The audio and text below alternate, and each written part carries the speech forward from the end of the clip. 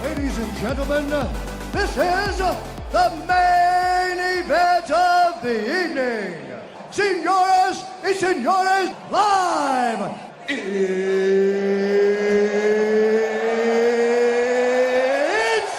time!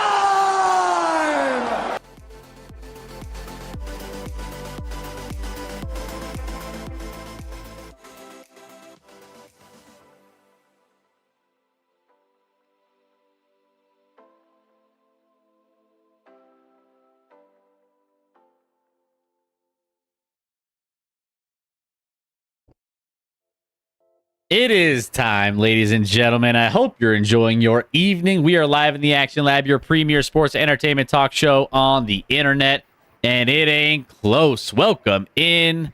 We are here live on a Wednesday, and we are chilling with you, talking some hoops tonight, and we're also talking some Week 8 in the NFL. We got a loaded show for you guys on top of everything else that's going on in the sports world, so we're going to get to all of it. But welcome in.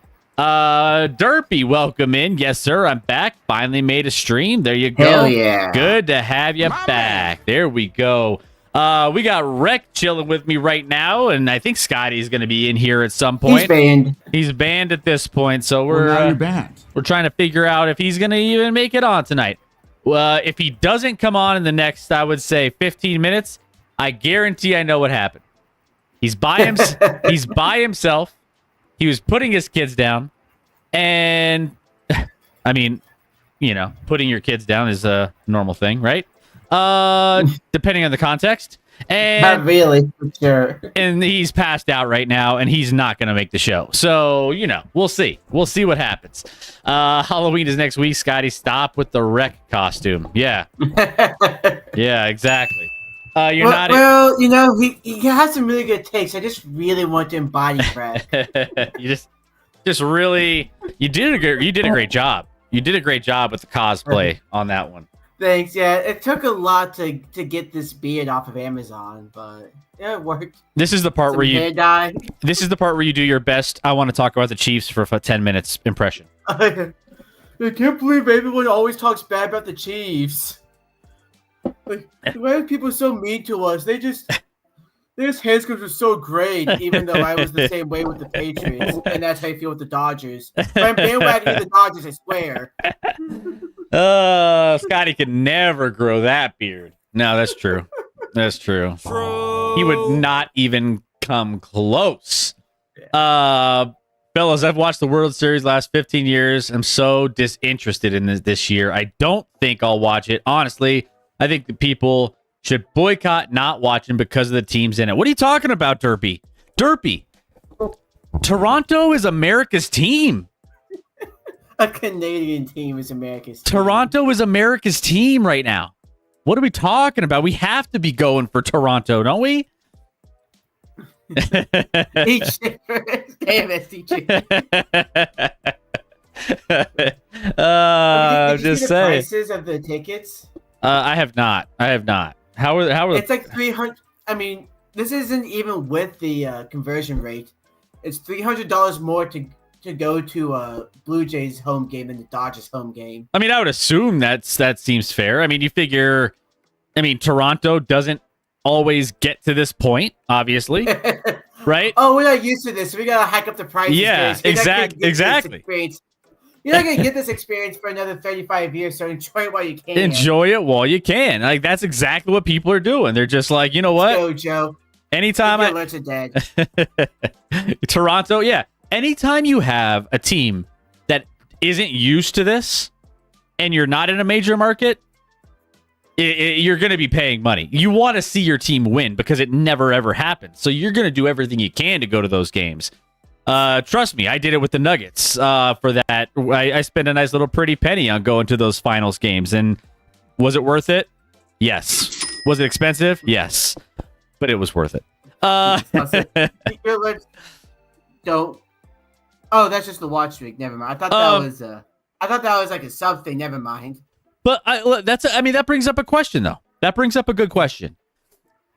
For all of you who are desperate to see one of your teams win a championship, what would you pay? Where would you draw the line in how much you would pay to go see your team win a championship? And it could be a team that hasn't won anything ever, like the Nuggets the other year when I was like, I have to be there for their first one, regardless of the price, or any kind of like if like the Steelers or something wreck.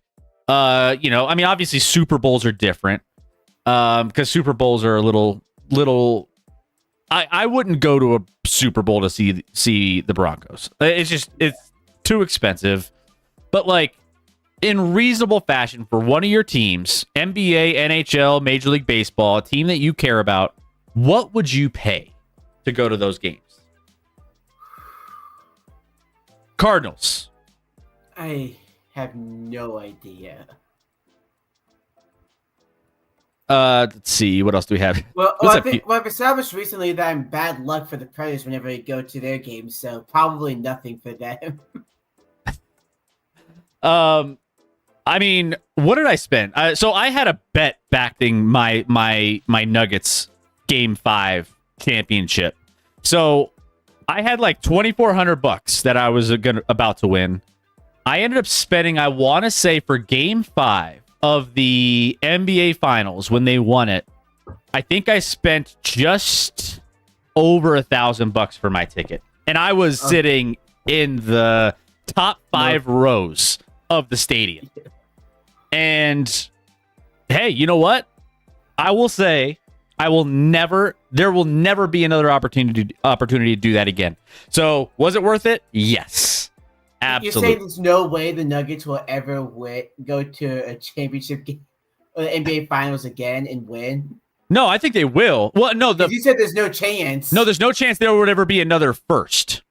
Oh. There's never going to be another first. Yeah. So this was it. This was all I wanted. Let's see. I had this conversation recently with all sports fans, and the numbers were between 300 and 10,000. But the 10,000 was Super Bowl. Yeah, and like Super Bowl's kind of tougher, right? Like Super Bowl, as much as I think I would want to go to a Super Bowl to watch the Broncos, like the cost of getting to the Super Bowl, the cost of the tickets, the cost of the hotel, like all the logistics and everything that it takes to get there for a football game, it just seems a little crazy to me. Yeah, like I'd have to be independently wealthy to even think about going to a Super Bowl, no matter who's playing. Where the hell is Scotty? We banned his ass finally. Yeah, he's banned. Yeah, so he's not showing up. I don't know where Scotty is. He's a no call, no show at this point. So we'll see. I at least called before he no showed on Sunday. Yeah, at least Rec messaged me a little bit, so he was like, "Okay, yeah, I won't be able to make it in." And at least did the bingo for you. Yeah, see, putting in that work. I saw the Phillies win a championship in 2008. I'm good, says Joe. Both halves of Game 5. Let's see who else. I'd rather watch a game with people who equally enjoy the team. So Super Bowl is out. Those are basically London game fans. They're all there just to have tickets at the big game. And like that's the thing. It's a very corporate event too, right? A majority of the people there are there for sponsors, corporate kind of vibes. You know what I'm saying? It's not the same. Let's see. I went to a football game at Quest Field years ago. Swore I would never go to another one again. NFL's way better on TV, by the way. Like it's so much better. Like people ask me, like, will I go to a Broncos game here? Sure. But watching the game either at the bar and you're saving money or at home in your comfort of your own home, watching Red Zone and then your boys and then making your snacks, having your drinks, all that stuff. You get the replays. You get everything. I don't think NFL stadiums and owners have mastered the in-game experience at football games enough. I think it depends. Now, one thing, like, I've experienced it once, but I was way too young to really take it in. I do want to go back to a Steelers game with the main reason being the Renegade. You know about that thing for the Steelers? The Renegade. Is that a food item? No, that's the pirate. Well, that's that shitty Pirates thing. I was gonna say, I was like, the Renegade. Didn't we talk about that in the concession stand show? Yeah, yes, but so you've heard the song by Styx, right? Yes. Oh, mama, I'm in fear. Yeah. Yeah, that one. So it's a thing whenever it's a one possession game in the fourth quarter. There's this whole thing where it's like the power goes out. But it looks and sounds like the power goes out. And then song slowly starts coming in. And it gets loud. Like, it gets Seattle loud. Yeah, I think I would love to be there. I think college football is kind of an interesting one. Speaking of college football, we had Medic post his pictures over in Virginia with a tailgate, which was incredible. We saw the pics. Guys, go to the Discord and check out Medic's pics in there. They are incredible. He got to rub shoulders and elbows with some NFL players, former NFL players, so that was awesome. I'm sure that tailgate experience was incredible. I was jealous. I wish I could have made it out. But yeah, I mean, I think college, you have like a specific kind of atmosphere that really lends itself for like, I mean, if you're going to pick between a college football, big time college football program atmosphere versus an NFL, I don't think it's even close. Yeah. And college football is a just different animal. Yeah, there's always something about like the actual marching band playing in the stands. You got these big SEC stands with 100,000 seats. A couple in the Big Ten as well, but yeah, it's great. Yeah, it's crazy. We are going to get into some NBA talk here in a little bit. Let's see. TV's are good old days. Looks like we got Scotty working his way in now. So I thought you banned him. No, it didn't officially. Not officially. Son of a bitch. Real quick, get to the chat. I'd only go to an Eagles game if Scotty attends the game at the link wearing Chiefs jersey, hoping an a-hole chance starts in the upper deck. Let's see, what else do we got? It's pretty sad knowing that the LA Clippers are the oldest team in the league. Between them and the Golden State Warriors, I think it's a little bit of we got some old teams going on. All right, so let's see. Let me get. Do you really need to see Scotty? There he is. Gotta save them from your face, wreck. Nothing can save them from my voice, though. Nope. That's yeah. Well, someone could ban him. I know. That would do the trick. Scotty, we were just talking about the tickets to it's a trap. It's a trap. Yeah. It's a trap. We were just talking about tickets to the World Series, about how Toronto is. Thank you for the 100 bits, by the way, STG. tickets for the Toronto World Series kind of pricey. And I was like, well, it's because they never get there, and you can watch your team win a championship, in a for a reasonable price compared to like Super Bowl or something else. So it's like, what are people willing to pay? And I was like, I paid about $1,000 to go Game 5 of the NBA Finals in 2023, and it was 1,000%, no pun intended, worth it. So I was like, yeah, people in Toronto trying to see something they never get to see. As far as LA, Dodgers get to see it all the time. So, it's just another year.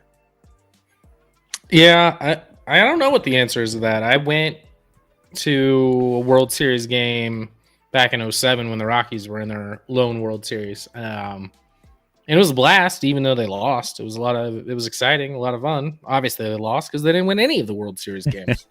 Chris, not one. Nope. And I fear I don't know. This series will be interesting. I certainly think the Blue Jays have a chance. But the Dodgers have to be favored. I mean, they're the evil empire. But how much would I listen? I think my answer might be different than others. But I think around $1,000, probably less than $1,000, because baseball stadiums you can get in for less than $1,000. Obviously, NBA arenas are a lot less capacity than a baseball stadium, so I bet you could get in for, and I don't know, $700-800.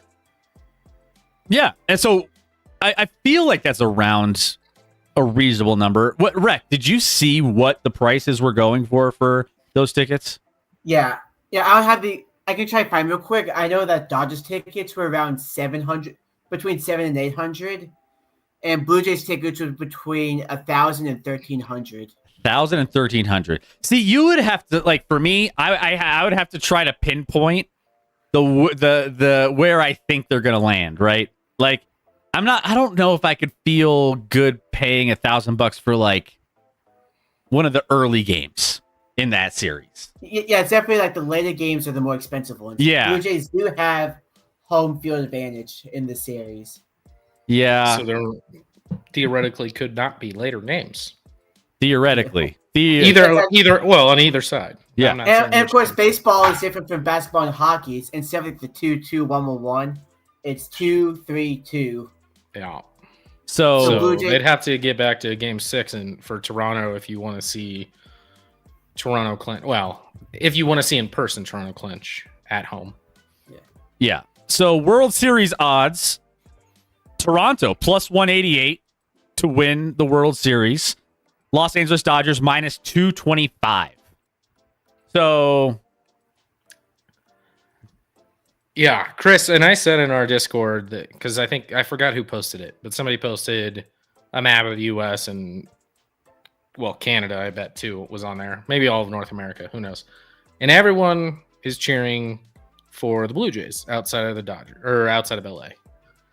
And I'm one of the few that will not be. Bandwagon. It's not a bandwagon. It's not because I want the Dodgers to win. It's because I want the sport to break. we need to break. I need a get the graphic, Chris. Get the coming in hot graphic. Major League Baseball needs a salary cap so bad.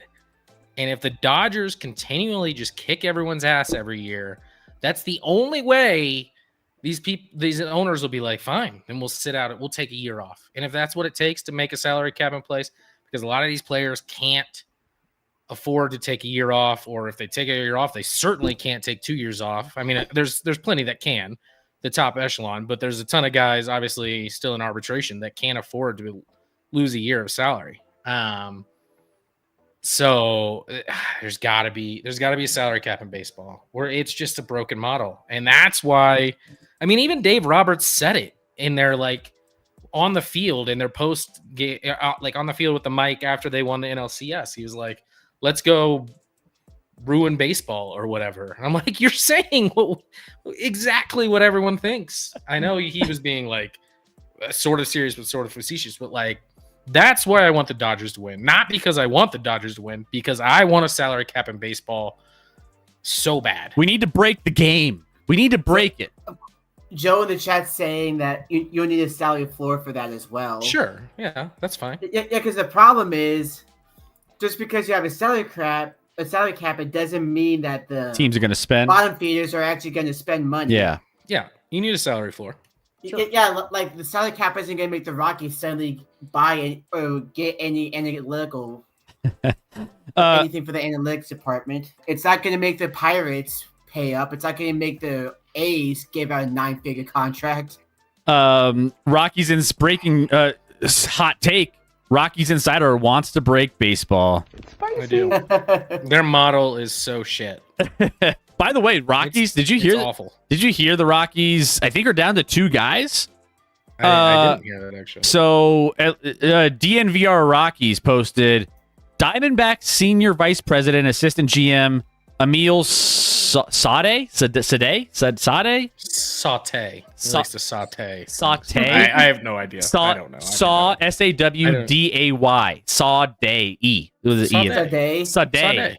Yeah. Sade. And Cleveland's Matt Foreman are reportedly 2 of the finalists for the Rockies' top front office job. I feel So like Matt Foreman's the front runner there. Just because that'll be easier for Dick to say. In the office. yes. Also, speaking of all that, we've had 2 managerial hires, including one hire that's never been seen before. First of all, yeah, I know. Well, I do know that. What you're referencing there. So first of all, the LA Angels they hired their former catcher Kurt Suzuki to be the manager because reasons. Scotty Smith with the Insider Rockies knowledge. That's true. Yeah. Yeah. Thank And you, then- SDG. So tied in still that I didn't even know they were down to 2 guys. Yeah. Suzuki only got a 1-year deal. The Angels just need a forfeit. Actually, well, hopefully the owner's gonna be forced to sell soon because they're in a nasty court situation that I won't get into too much detail on here. But also, Okay, Piglet, where the hell are you? Because we got your team to talk about next. We got the San Francisco Giants. Chris, did you hear about this? What? The Giants? Yeah, who Yeah. they hired No, I did as not. their manager? No. For the first time in MLB history, we have an MLB team hiring a manager that has no MLB experience. Wait, what? What is this? What? They actually hired the manager from the Tennessee Volunteers. Tennessee Volunteers manager. What? Yeah, Never. so I looked him up. It is kind of weird that that's never happened before. Yeah. I mean, Like, hold on, actually, wait, hold on. There's never been Hold a on. manager good I enough. have a question because I think that's happened with. Well, let me see the Rockies. I mean, they hired a high school manager. True story. Walt Weiss. Walt Weiss was a manager for my high school out here. Not when I was there. But it was after I was gone. But was. Yeah, I don't know. I mean, well, did he have like any like major league experience before? Buster Posey trying to be cute He was a with his special hiring. instructor and advisor That's still more MLB for the experience. Rockies for like from 2002 to 2008, and then he was hired in 2012 by the Rockies. Literally at the time he was, I'm pretty sure, managing I mean, that Regis is Jesuit High still- School. Shout That's out. still a lot more experience than this guy has. This guy has never played. Well he's never played, played. obviously, but yeah. Like I say, he's never even played in A ball. He's played no form of pro baseball. Never coached in pro Listen, baseball. Listen, Yeah. I'm going to be honest. The manager doesn't matter in baseball. Yeah. I've said that before, and I'll say it again. It doesn't matter. unless you just piss off your players and you're a dick. Otherwise, it doesn't really matter. Yeah, but yeah, this guy for the Giants, he played 3. I looked this up earlier today. He played 3 years in college baseball, and immediately after that began coaching college baseball. Has done that for like 20 years. Became the main guy at Tennessee. Won a natty, and then a year removed from the Natty, he gets a call from the Giants. Assistant coach at Missouri, TCU, Arkansas, and then Tennessee, and then posted 341 and 131 record. World Series, Men's College World Series in 2021, 23, and 24. I mean, Have they won one? Yeah, they won 2024. Oh, okay. They beat Texas A&M in 3 games. I couldn't tell you a single thing about who's winning College World Series. I know Tennessee's been good recently. I know that, but Yeah. STG, thank Obviously. you for the 100 bits. Especially, yes, if you've been drafting from Knoxville. STG says Buster Posey trying to get cute with the hirings. You know, he's trying to. Posey as an exec. Great players don't always make great executives. So is Posey their GM? He's not their GM. Like he's like the team president, or like football or baseball ops or whatever it is. President of baseball ops? Why? It's something like that. Let me look up his exact title to make sure. Why? Why did the Giants? I mean, I don't know. Whatever. Buster Posey. Yeah, I know he's an executive. Tell me exactly what role he is. Piglet says, "Look, I trust Buster, and praying that he knows what he's doing." You're just hoping and praying. I mean, I guess again, is the manager end all be all? It's not. Why would Buster Posey be in charge of? Also, apparently, Posey's one of no the experience. Apparently, Buster Posey is one of the 30 owners of the team, and is on the board of directors. That's why they gave him that role. Got it. Yep, makes sense. It all makes sense now. The So Cardinals haven't done that with Yachty yet, but still. Well, hopefully the Giants can take over the cellar of the NL West next year. Then Scotty looks troubled by that. thank you for the 100 bits, what do STG. by which thing? What am I looking troubled by? I'm troubled by a lot of things. There's a lot of things. He's troubled by baseball, period. I am. They need to get their shit together. Buster being the boss. You're troubled by Buster being the head of something. Piglet. Well, I just don't know why When what doesn't qualification he Scotty look has to oversee an entire baseball operation when he hasn't worked in scouting, he hasn't worked in player development. He's just been a player. That's my thing with this manager. Like, why would they hire a guy that's never sniffed the majors in his life? He's never even sniffed rookie ball. I'm more concerned with Scotty Buster isn't Posey troubled when he's getting kicking handed that Chris's job ass in the than this fruit manager. jar. Because again, how hard is it to manage? He hasn't baseball? recently. It's not that hard. It's not that hard to manage baseball. He hasn't recently. Pinch joke. Cubs manager was in the minor leagues with the Rockies. Well, yeah, you see a lot of minor league guys get promoted to major Wait. league jobs, but By minor leagues with the Rockies, are you talking about the Rockies or are you talking about actual minor leagues for the Rockies? Like an actual minor league affiliate? That was a joke, but it didn't. Yeah. Apparently, it didn't land. Didn't as well. quite land. Yeah. It was.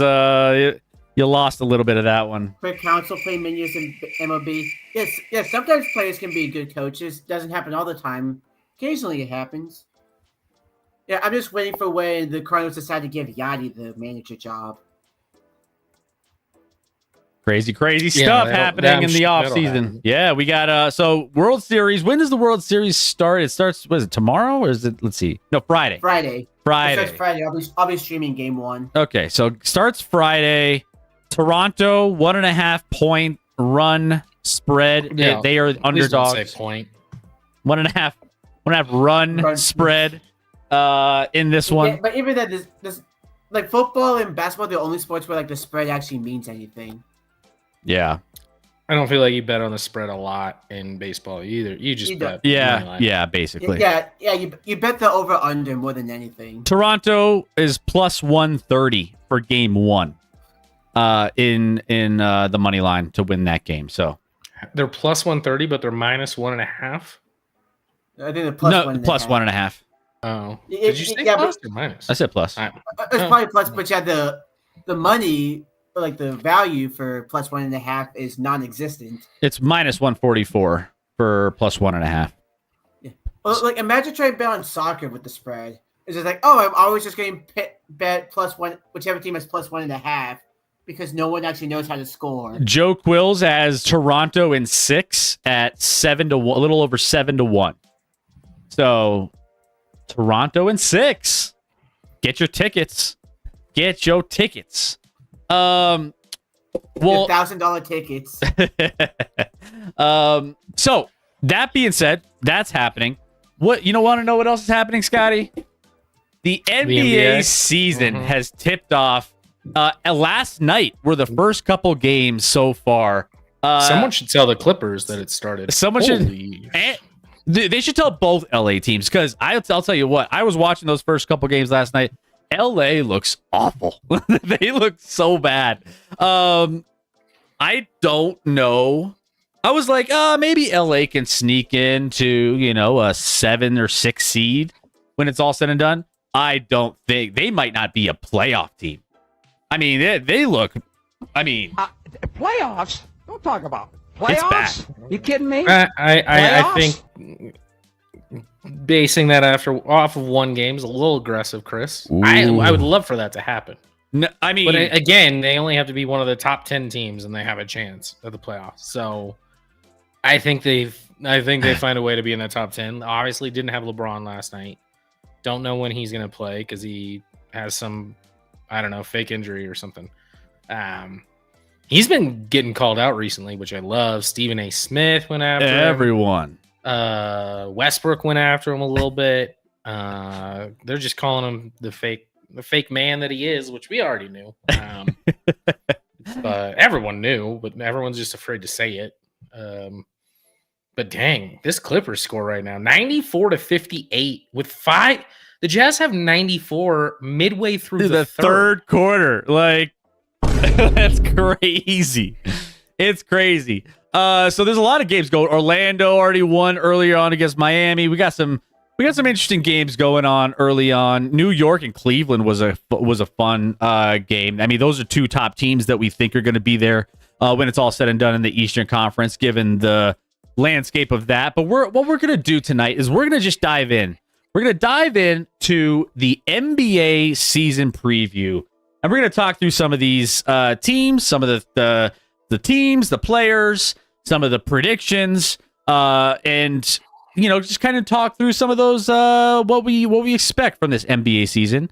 And we have everything tipping off, like I said, last night officially, all the games popping off. But we have some interesting new players. We got the Dallas Mavericks and the Spurs going at it right now. We have our first look at Cooper Flagg, who in 13 minutes has 0 points, 0 for 2 from the field, rushing it, and 5 rebounds to show so far. So yeah, so we got that going. That's what you look for in a number 1 pick, is just someone who can get some boards. Someone who gets some LeBron boards. James has always been the de facto GM and coach of all of his teams. And he hasn't necessarily been a good one either, STG. More than that, he's always been a bitch. I mean,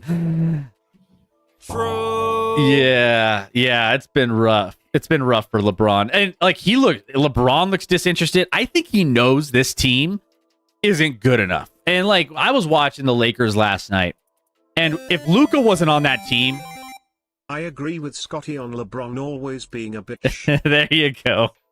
It makes it's been rough for a rough go for LeBron, rightfully so. And he's getting older. What is he battling now? He's battling something in his back, sciatica, something, whatever. Which he's battling himself being a bitch. Basically, yep.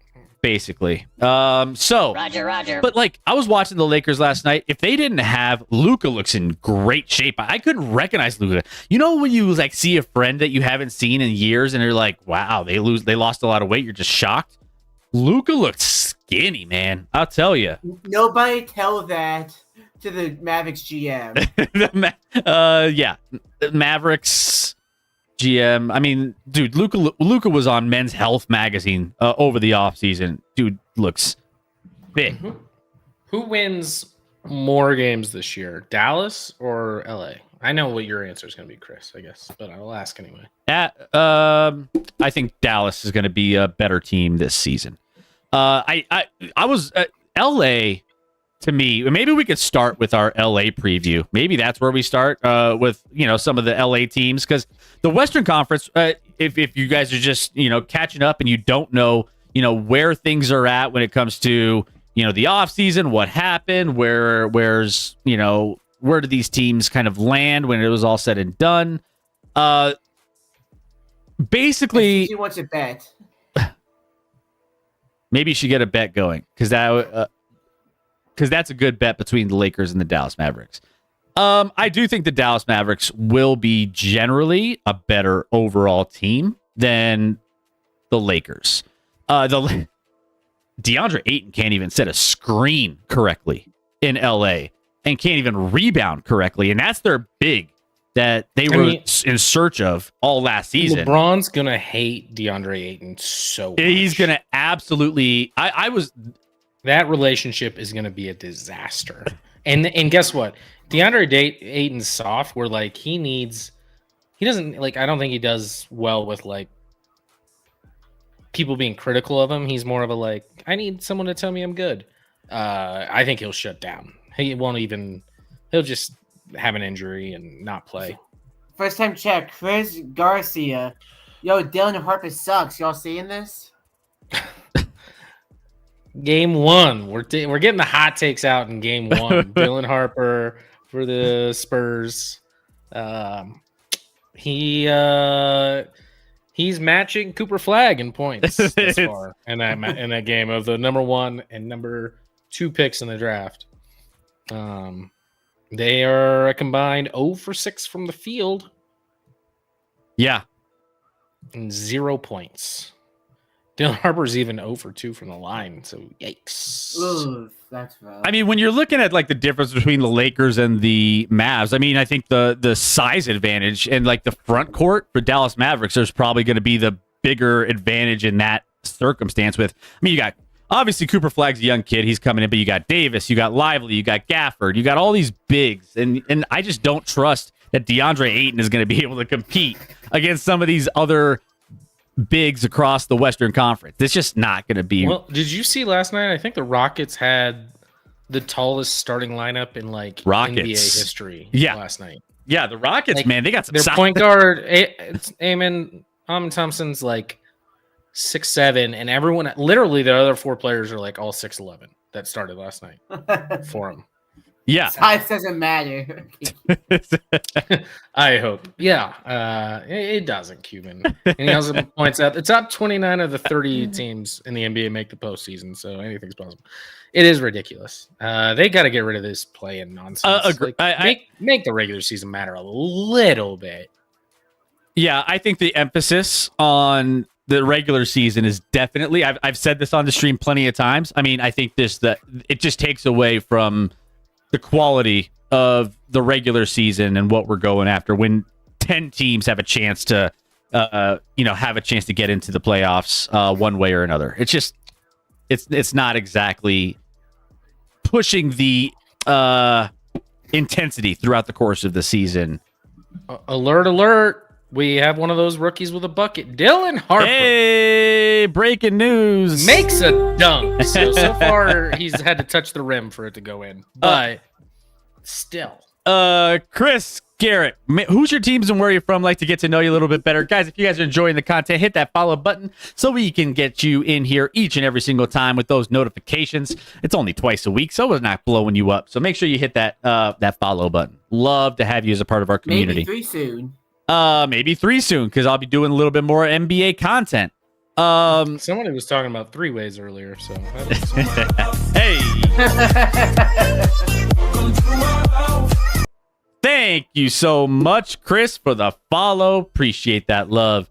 Yeah, so I think across the league we have a lot of people who are jumping on Oklahoma City Thunder. They had their first game last night. There was that double overtime crazy epic game with Houston, which I was watching every single second of it. Oh, I mean, it was just that was one of the best ways you could start a season if you're the NBA. I mean, that one was epic to get the season going. But OKC, Scotty, is a lot of people's championship favorite. Obviously, going back to back hasn't really been a thing for teams recently with how the aprons and the different whatever the salary caps are structured in the NBA. A little more parity in the NBA. Scotty, do you feel like OKC has what it takes to win back to back? I mean, of course, they certainly could, and there's no reason. Like, if anyone wants to call them the favorite, there's no one should complain about that. You could argue that you could have, you like another team better, but coming off of last season's dominant regular season, they obviously went on to win. I mean, a couple 7-game series in the playoffs, but they got through both of those, both against the Nuggets and in the finals against the Pacers. And everyone's back, so it's not like, and they added, although I don't know what the deal is with him. Who's the rookie they drafted? I can't think of his name Nikola right now. Topic. And is he hurt or he's just not playing yet? I don't know. He didn't play last night. They're easing him in, I think. Yeah, he's still a young kid, and he's coming off that injury, so I think that he's 20. I don't think he's going to get a lot of minutes on this team, to be honest. So it's basically going to be running it back with the same guys, seeing what happened. Now, Jalen Williams came off the bench last night. Did you see that? Jalen Williams didn't play last night. He didn't? He was... Why did I was looking at the box score at one point, and it said either maybe I lost my mind. Maybe it was a different Williams. There's 2 Jalen Williams on that team. There's a J. Right. There's a J-A-Y William. Right. There's a yeah. A little confusing there. So technically, you are right, Scotty. Jalen Williams did play played, last night, and he came off the bench. He didn't do well. But I was like, is that going to be a thing? They're not going to be. Why is he coming off the bench? Is that just to be a spark or something? That makes more sense. I didn't turn this on until the second overtime, so that's why I was just kind of watching some of the. What was I watching last night? I don't know. Something else. Kids show? No. Whoa, right now my wife and I are watching a really weird show on Netflix. She hates it. I kind of like it. What is it? It's called Wayward. Oh. It's bizarre. Oh. It's like a cult thing with like kids and like, I don't know, brainwashing them and I don't know, all this stuff at a school. It's bizarre. Yeah.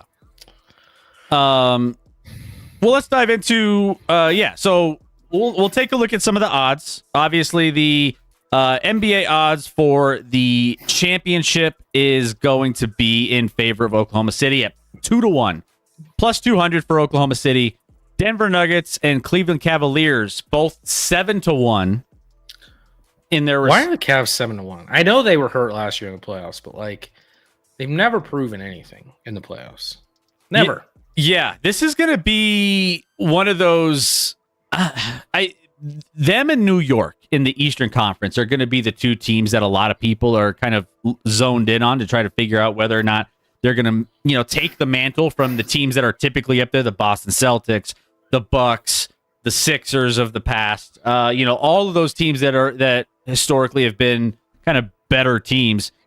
Everyone's jumping in on, Evan Mobley, Jared Allen, and that whole the offense from last year with, just how it looked towards the end of the season and throughout the season. I mean, they were neck and neck with the Oklahoma City Thunder for the best record in the NBA for a majority of last year and just couldn't find a way to get it done in the playoffs.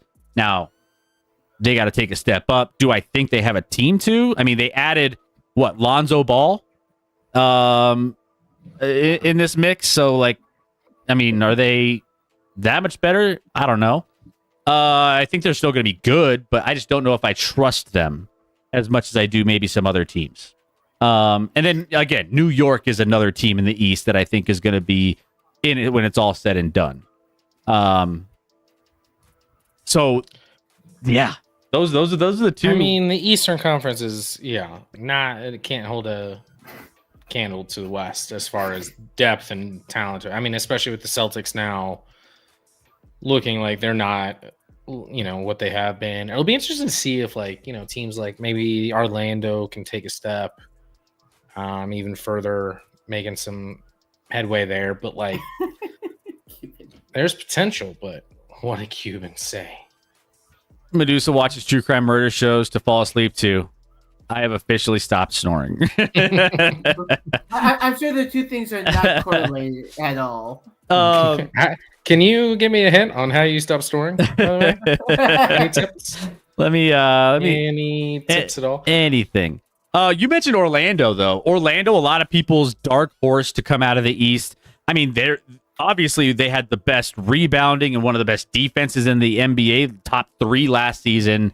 Adding some players, so now they have a trio of Paolo, Franz Wagner, and Desmond Bain to come in and try to get the offense jump started. So, I mean, that could be an interesting team. I mean, they were historically bad shooting the basketball last year. They were dead. Shooting the football. They were dead last. Shooting that football. 3-point percentage. Do you know what their 3-point percentage was? If you could take a guess. As a team, 32. Close. Basically 31.8. So 32. Yeah. Round up.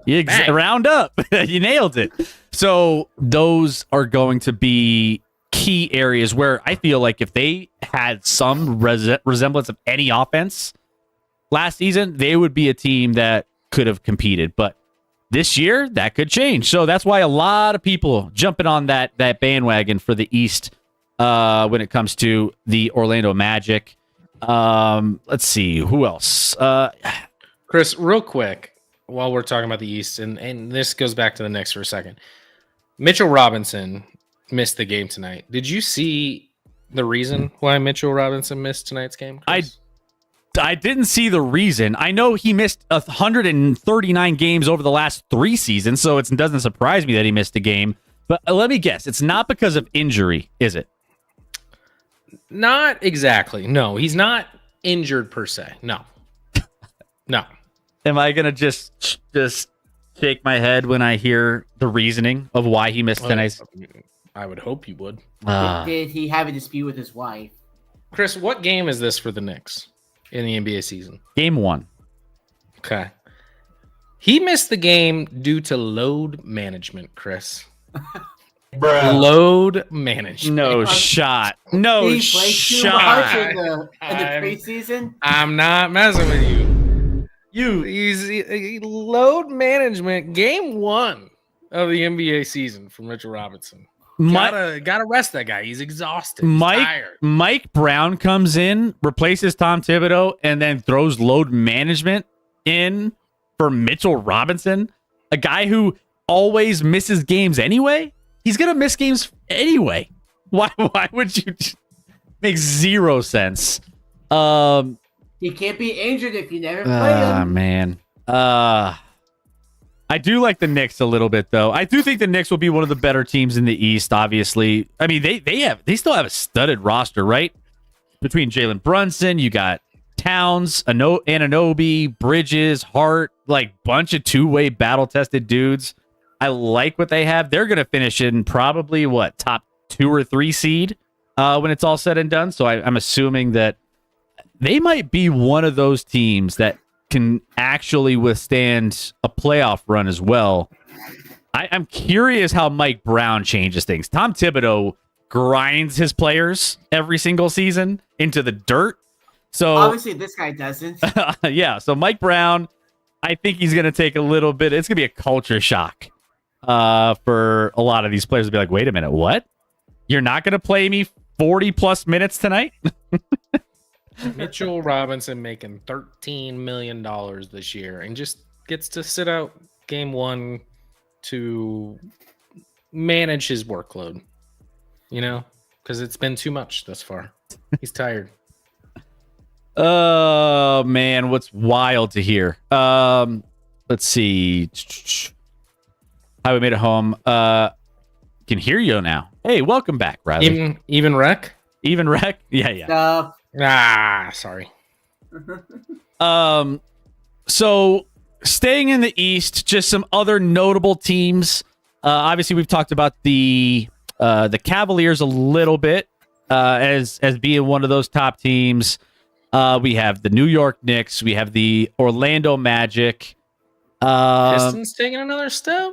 Pistons. I mean, the Pacers, of course, but they had a bad injury as well. I think you could throw the Atlanta Hawks and the Pistons kind of in that like up and coming category. Atlanta had a crazy offseason. They ended up picking up not only Kristaps Porzingis, but Nickeil Alexander-Walker from Minnesota. Went over there to Atlanta along with Trae Young. They got some more depth. They got some defenders. Dyson Daniels just got a new contract. So there's a lot to like about what they're doing defensively. They have some offensive talent as well. So, I mean, it's whether or not Porzingis can stay healthy. That's always been his thing. But Oh, wait. I got to see it to believe it. In Atlanta. I never trust Atlanta. Yeah. So they're trying to balance their roster with some of these additions, which I think, obviously are going to be, I think Atlanta's going to be a better team. And Trae Young, fantastic offensive player. He's a cone on defense. Yeah. Well, he's just a cone out there. I mean, I don't know if Patrick Beverly has fired him up this offseason based off of all the back and forth of Pat Bev calling him trash. I mean, Pat Bev's on the sidelines right now, and Trae Young is on a starting lineup and an all-star. So there's a little bit of there's levels to this. There's levels, but I mean, I think maybe Trae takes another step up. So I mean, I think at the top peak, I think the Atlanta could, as their ceiling, finish as a top 4 seed. Pistons kind of in that same around 44 win team. Cade Cunningham. You got Karis LeVert. Duncan Robinson comes in with this Detroit Pistons team. Not big names by any means, but still, you're building around Cade Cunningham, trying to make him an MVP caliber player at his peak. If he can potentially get there, I don't think he's there yet. He's an all-star caliber player, not necessarily an MVP conversation. But Pistons, shout out to the Pistons and your boys, chairman, because they're going to be good. They had a 30-win jump last season. 30-plus wins from their previous season. So, not bad. Not bad. Not bad at all. Oh, Chairman is here. Let's go. There we go, Chairman. I thought maybe he wasn't. Maybe he's mad at me or something. Yeah. So, Chairman, you have some basketball to get excited for. Got to go for the popcorn next time. That's a real winner. So, yeah. I think that's kind of where you draw the line. Interesting teams like, that have normally been good. Milwaukee 76ers are like on the back burner at this point. Milwaukee just added Miles Turner, Cole Anthony, but they lost Damian Lillard, Brooke Lopez, Pat Connaughton. So I don't know. I'm honestly thinking that Giannis is going to be out very, very soon. I mean, there's been so much smoke. When there's smoke, there's fire of like players that kind of on the end of their tenure with a team. I don't know. I've been saying the last couple years, Giannis. The only thing that's holding me back is the fact that they signed his other brother. So they have 3 Giannis brothers on this team. Nepotism isn't. Any of them good besides Giannis? Nope. Not even. Not forget good. They're not even below average. They're worse than that. They're worse than that. So what I'm hearing is Giannis is just a bigger, younger version of LeBron. And then Giannis might just abandon them at some point and leave them out to dry there in Milwaukee. And then they'll probably get cut. It's like, now that your brother's in dictating everything, get out of here. I think there's a real possibility Giannis gets traded during the season. That could be a hot. I mean, it's not a hot take. I would say. I think it's like something that we've been like anticipating for a while. It's probably if it starts out bad in the first half of this season, come trade deadline. I mean, we already heard some rumors about New York being in the mix for some trades for Giannis in the offseason, and those didn't end up going anywhere, but they were conversations. So when there's smoke, there's fire. I'm telling you. And then you got, the teams that are taking the basically a year off. You got the Boston Celtics, you got the Pacers, who are just in the NBA Finals. They will no longer be in that mix this season. Celtics. They lost Tatum to the torn Achilles, Al Horford, Porzingis, Drew Holiday. I will say, though, Boston, I'm curious what Jaylen Brown does when he's like the only alpha. I mean, he's already the alpha there, but I'm curious to see what he does with this team. Maybe they could end up creeping their way into like a play-in tournament by season end. Maybe. It seems like, Tatum's already. What was the clip? Was he like dunking the other day or something? He was jumping, doing something. Yeah, he was doing some jumping work. Interesting to see, but like, I don't think it's hard to finish if you're the Boston, even in a rebuilding year, top 10 in the East. You just have to finish like 8 games under 500, and you're probably there. So I think they can do that still. I mean, you still have, some shooters and, some talent, certainly, even without some of the pieces they still got. Derek White, still got, obviously, Brown. You got Anthony Simons came over. Peyton Pritchard, still shooting that rock. Yeah. Anthony Simons, from Portland. So you got pieces. Yeah. I think they might. I could see them creeping into the playoffs when it's all said and done. For sure. So, and then you have the lowly. I mean, shout out. Sorry, Chris Garrett with your Miami Heat. I think they might be in a tougher spot. Sixers. I see a lot of stuff of like, is Embiid. What is Embiid gonna be this year for the Sixers? I mean, I don't even. Honestly, I don't really what's care. He hurt with right now? Who knows? But they have their little trifecta over there: Joel Embiid, Paul George, and Tyrese Maxey. Tyrese Maxey's the only one that actually can play games. So somebody referenced this in the chat, and they did set record tonight with VJ Edgecombe, their rookie, puts up 34 in his debut, which is the most in a debut since Wilt Chamberlain had 43 in 1959. Yeah, that's pretty impressive. You'll take that. So go ahead and give him the MVP now, guys. Heard it here first. VJ Edgecombe. Let's see. Philly in the chat. Where did you get the news from Shams? Say he was out because of ankle injury. Who was? Did I miss something? You're talking about Embiid? Is that what you're talking about? I don't Mitchell know. Robinson? Are you talking about Mitchell Robinson? Robinson. He said. Robinson. Just Google Philly Mitchell Robinson load management on ESPN 1 day ago. Brown has repeatedly said that Robinson is not injured. The Knicks have said he has been out for workload management. Take that with what you will. That's crazy. Crazy. All right. Embiid played tonight? I thought I don't know. Maxey went for like 100 and Edgecombe went for 100, so I thought Embiid didn't exist. I'm trying to look at some of these scores and some of the some of the NBA, like some of the notable performances in this first day. Obviously, we were keeping tabs on the Clippers. Clippers still give up it's 117 points to the Jazz with 7 minutes left. Wemby, 21 points. Embiid did play tonight. 20 minutes, 1 of 9 from the field, 4 points, Ooh. a minus 16 plus minus. In a Philly win at Boston. So it might just be over. It might be done. I mean, you thinking to yourself, it was a 1-point win over the Boston Celtics, who Boston Celtics starting lineup was Sam Hauser, Neemias Queta, Peyton Pritchard, Jaylen Brown, and Derek White. And 1-point win for the 76ers. I mean, I will say, this might be...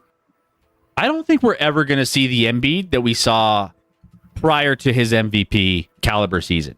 Or, well, the MVP winning season. Like, I don't know if we'll ever get back based off of a lot of issues, injuries, based off of, I mean, there's a lot that we were looking forward to with Joel Embiid. I mean, he was neck and neck with Jokic as the best center in the NBA, and that's far, far from where we used to be. But yeah, you won't see it. They're playing a different style now. And now what do you do with that? You try to get some value. Trade him. Get something for him. I mean, I think that value's already kind of gone, but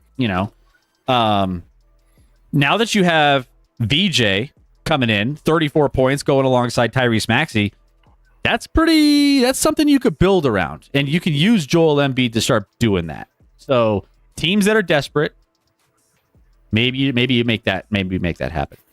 We talked a lot about the Eastern Conference. Let's go to the West, and then we're going to get to our Week 8 NFL preview to make sure that you guys, we have everything covered for that side of the sports world. So let's talk Western Conference now, which is going to be stacked, Scotty. The Western Conference is loaded. I would say off the top, let me see, 1, 2, Buckle my shoe. 3. Wow.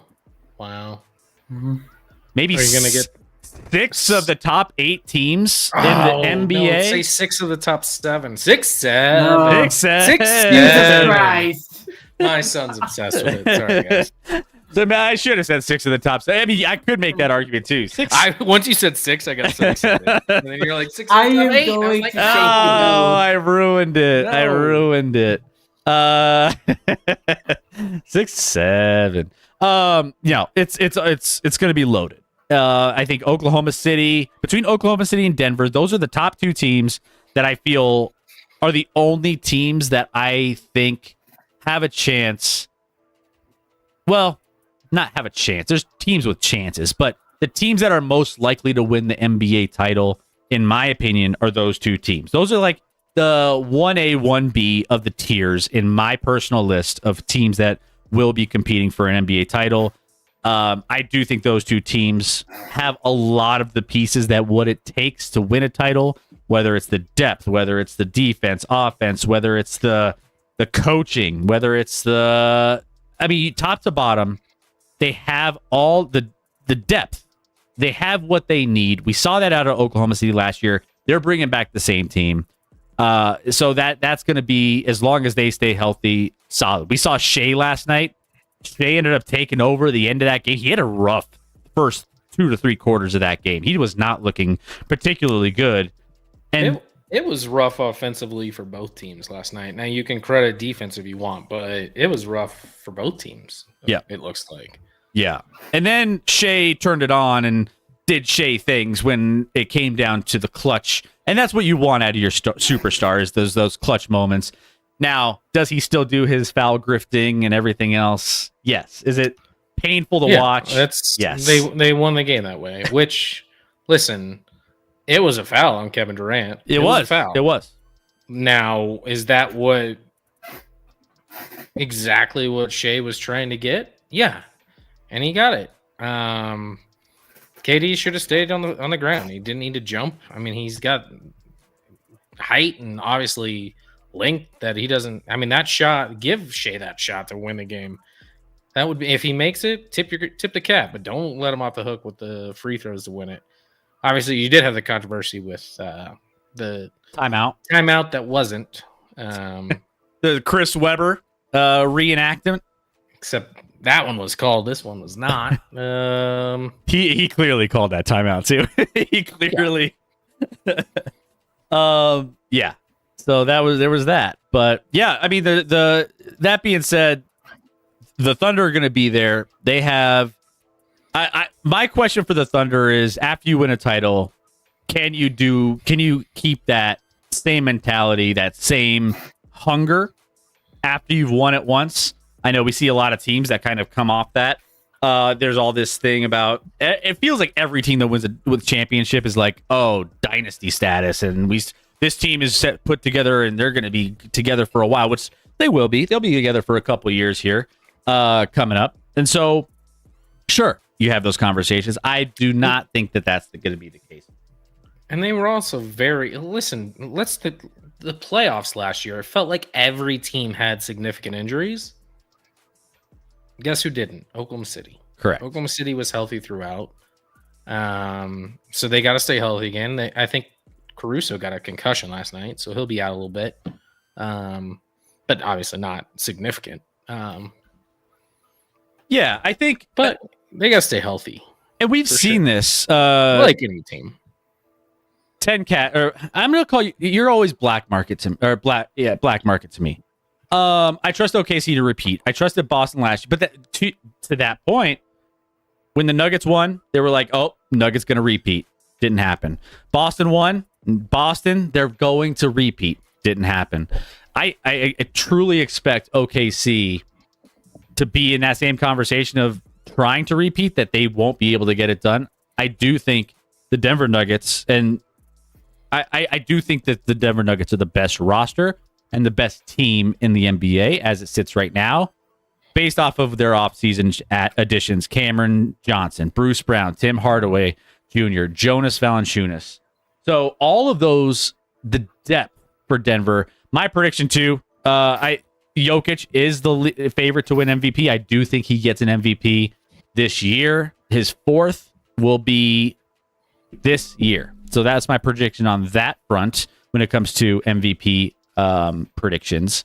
But Jokic is coming off his best year. 29.6 points, 12.7 rebounds, 10.2 assists, Scotty. This is his best season yet. And he keeps getting better and better. Non-Jokic minutes last year, they were outscored by 9.3 points per 100 possessions when Jokic was off the floor. That will not happen this year. That I will be shocked if that same thing happens this year. So Denver Nuggets, It's happening. huh? It's a spoiler. It's happening. It won't happen. It will not. So I do think they'll finish. Do I think they'll race to a top seed? I don't know if they'll try to get that top seed. They'll probably be smart about how they go about it.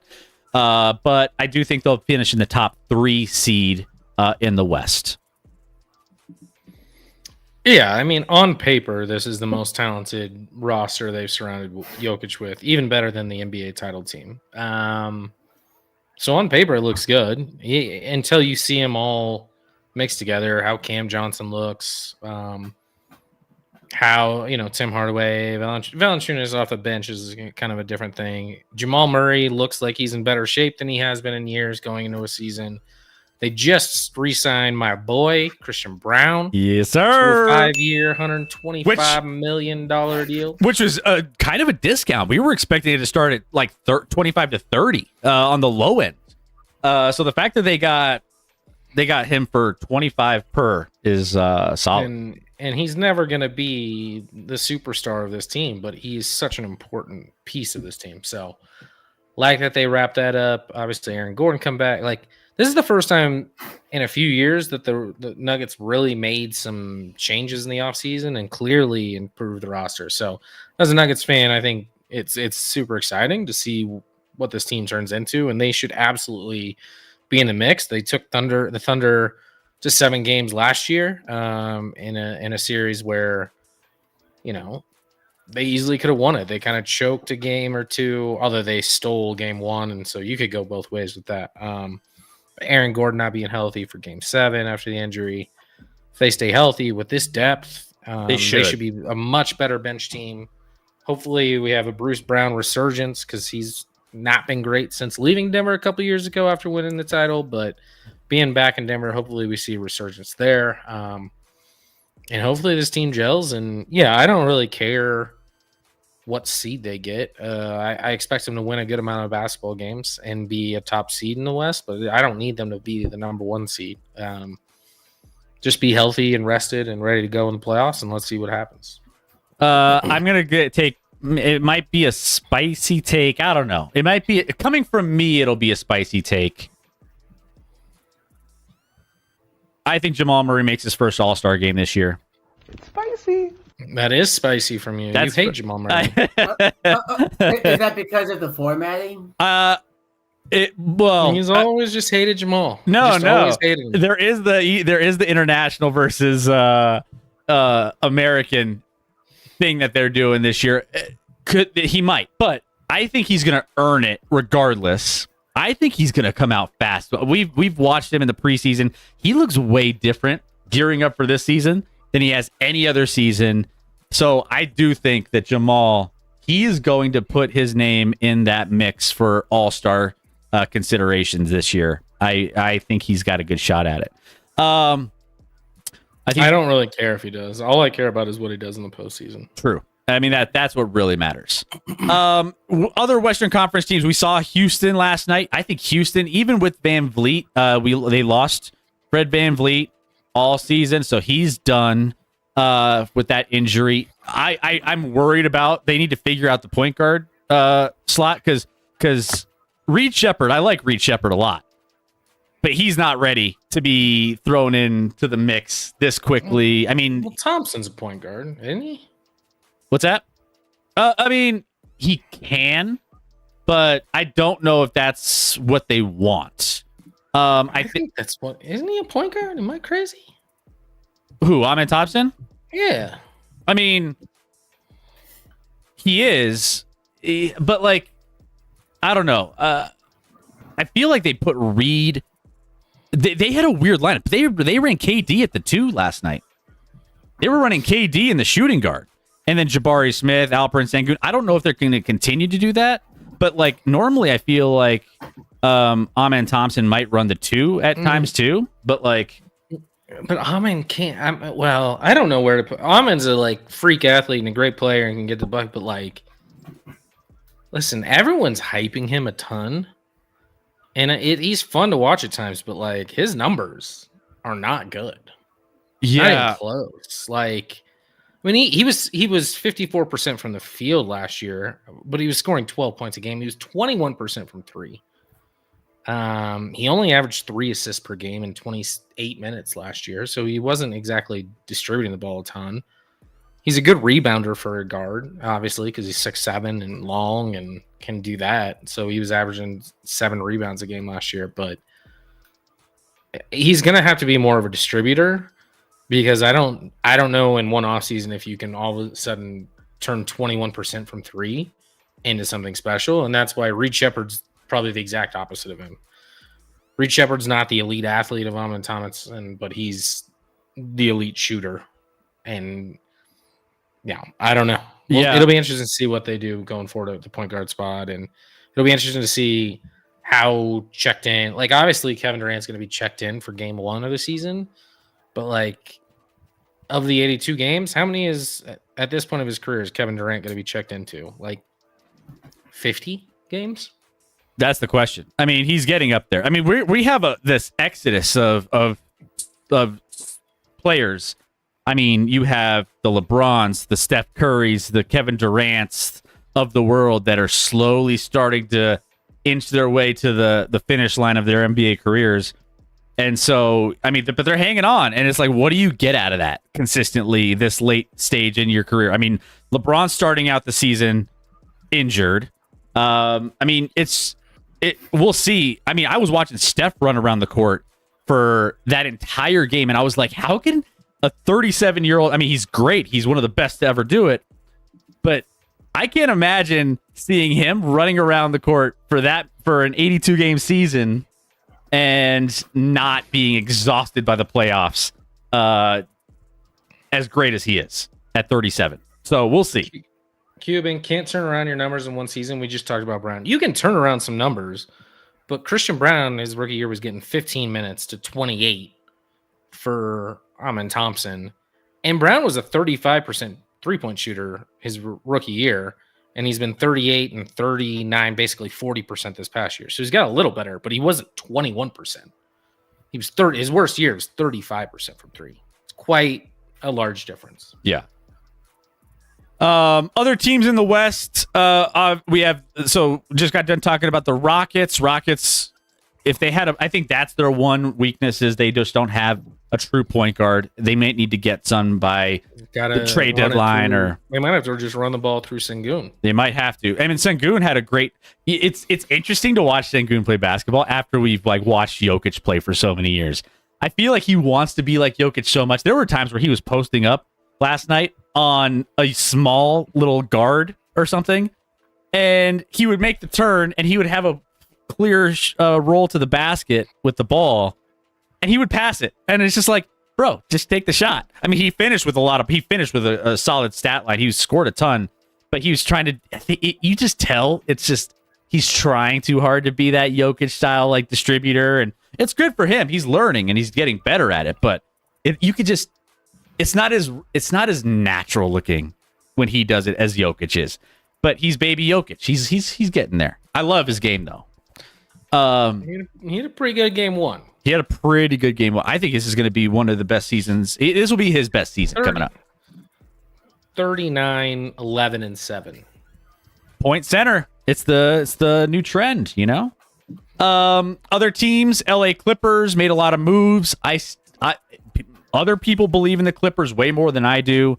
Whenever you have Bradley Beal and James Harden and like you have all these hodgepodge of players, and you put them all together and you mix them all up, I feel like we just have another version of like the Suns from when they tried to do it.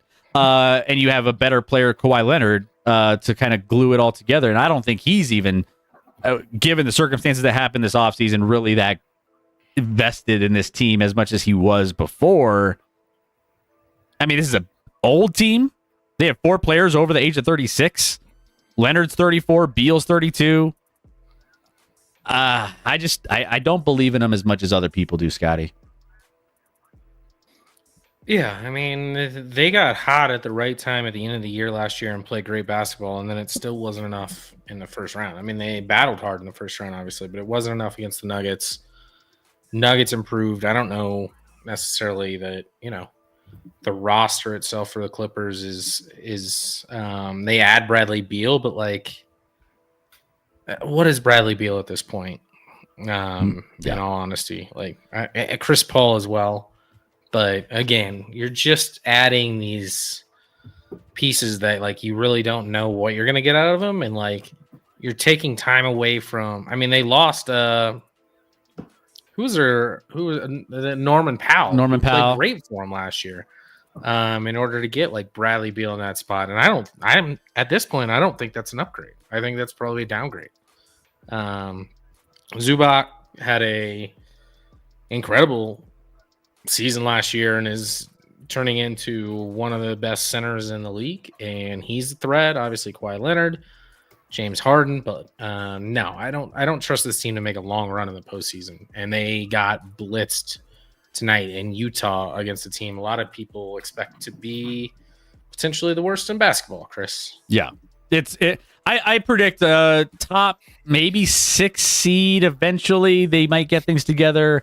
Ultimately, I feel like they're going to lose in the first or second round with an injured star that's not going to be able to play, and James Harden that's not going to show up when it matters the most.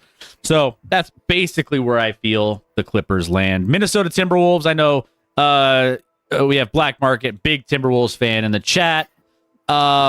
Yeah, Minnesota. I think they can be an interesting team. They retain virtually their entire core. They lose Alexander Walker to the Hawks, as I mentioned earlier.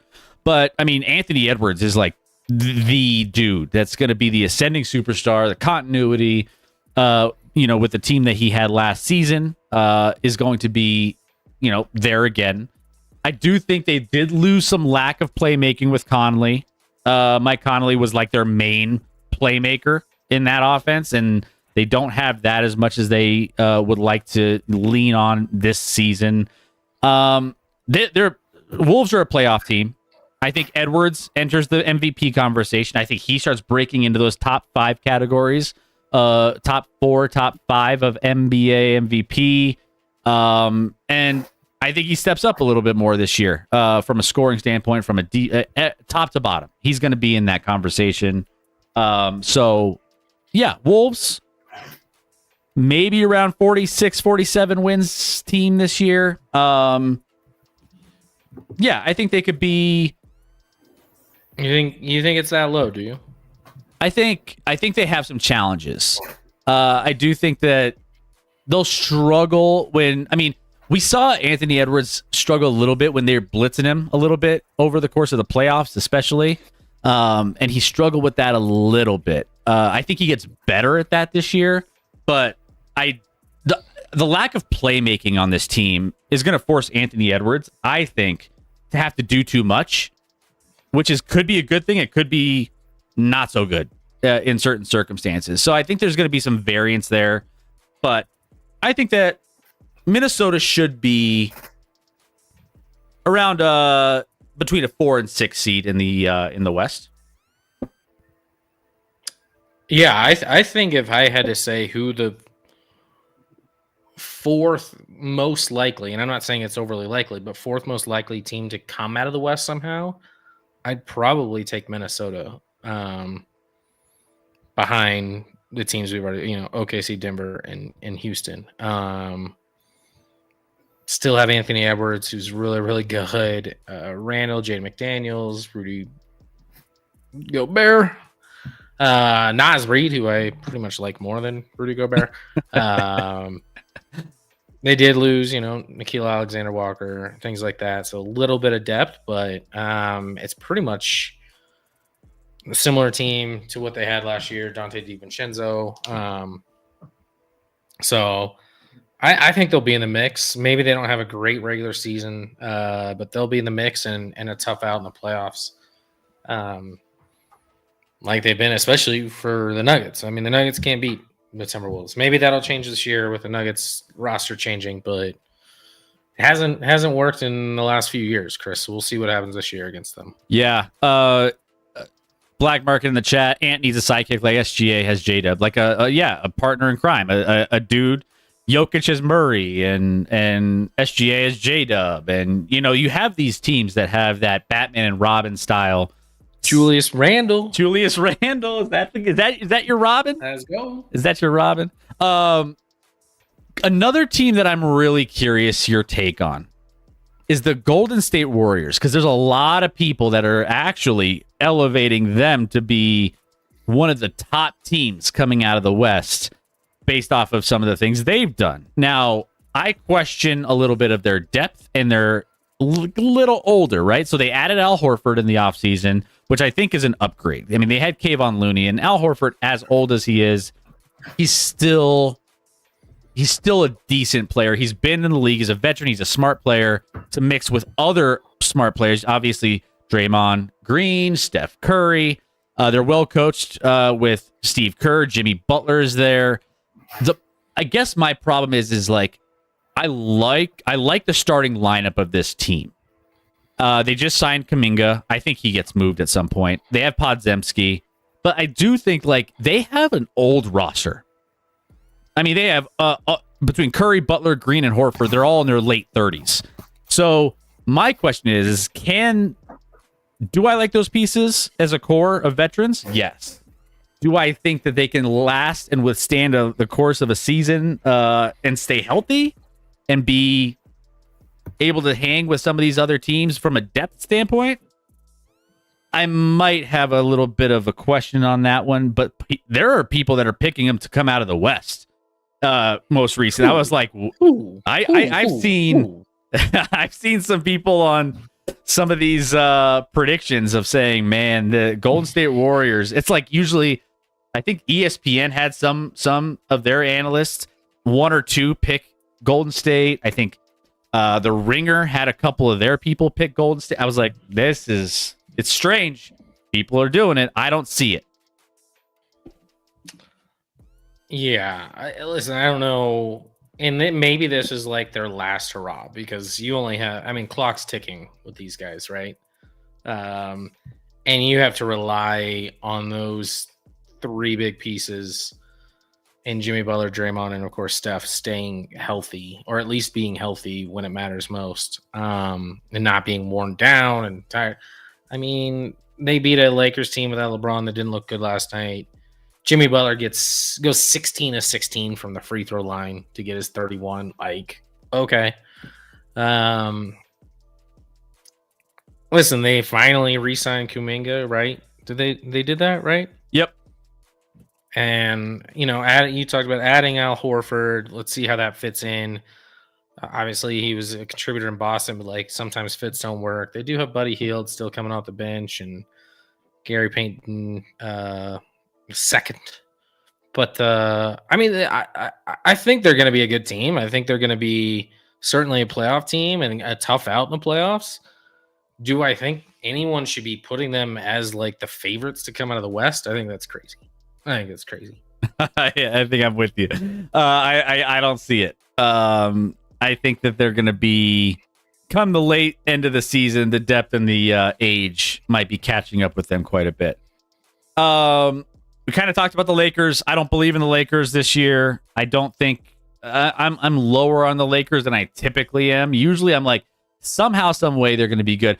Luka is basically the Bugatti, and it parked in a garage of a $200,000 like shack or house or something like that, or like a shed. You know what I'm saying? Like it's. I have a feeling this is going to be a rough season for the Lakers. I don't think they're going to be a play-in team, in my opinion, and they're going to be a first-round exit at the peak of what I believe they can do.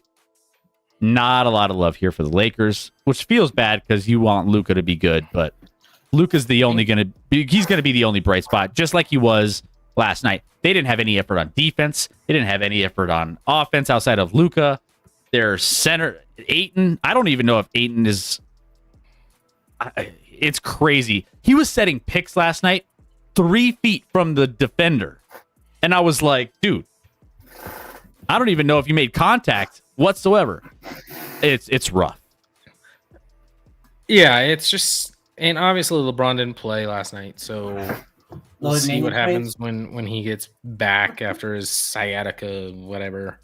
But like last night's not a winning formula. Like you can't have two players in Luka and Austin Reeves take 40. What did they take? 43 of their 77 shots.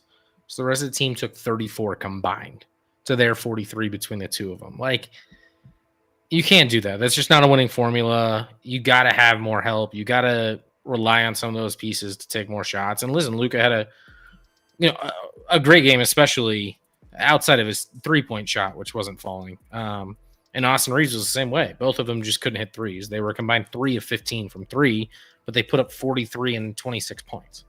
So LeBron, another year older. They added Marcus Smart. Nobody likes him.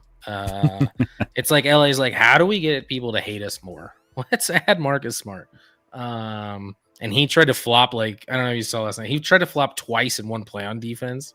Got neither call, and then Buddy Hield just hit a 3 while he's down on the ground in front of him after he tried to flop again. Hate that guy. Hated him since college at Oklahoma State.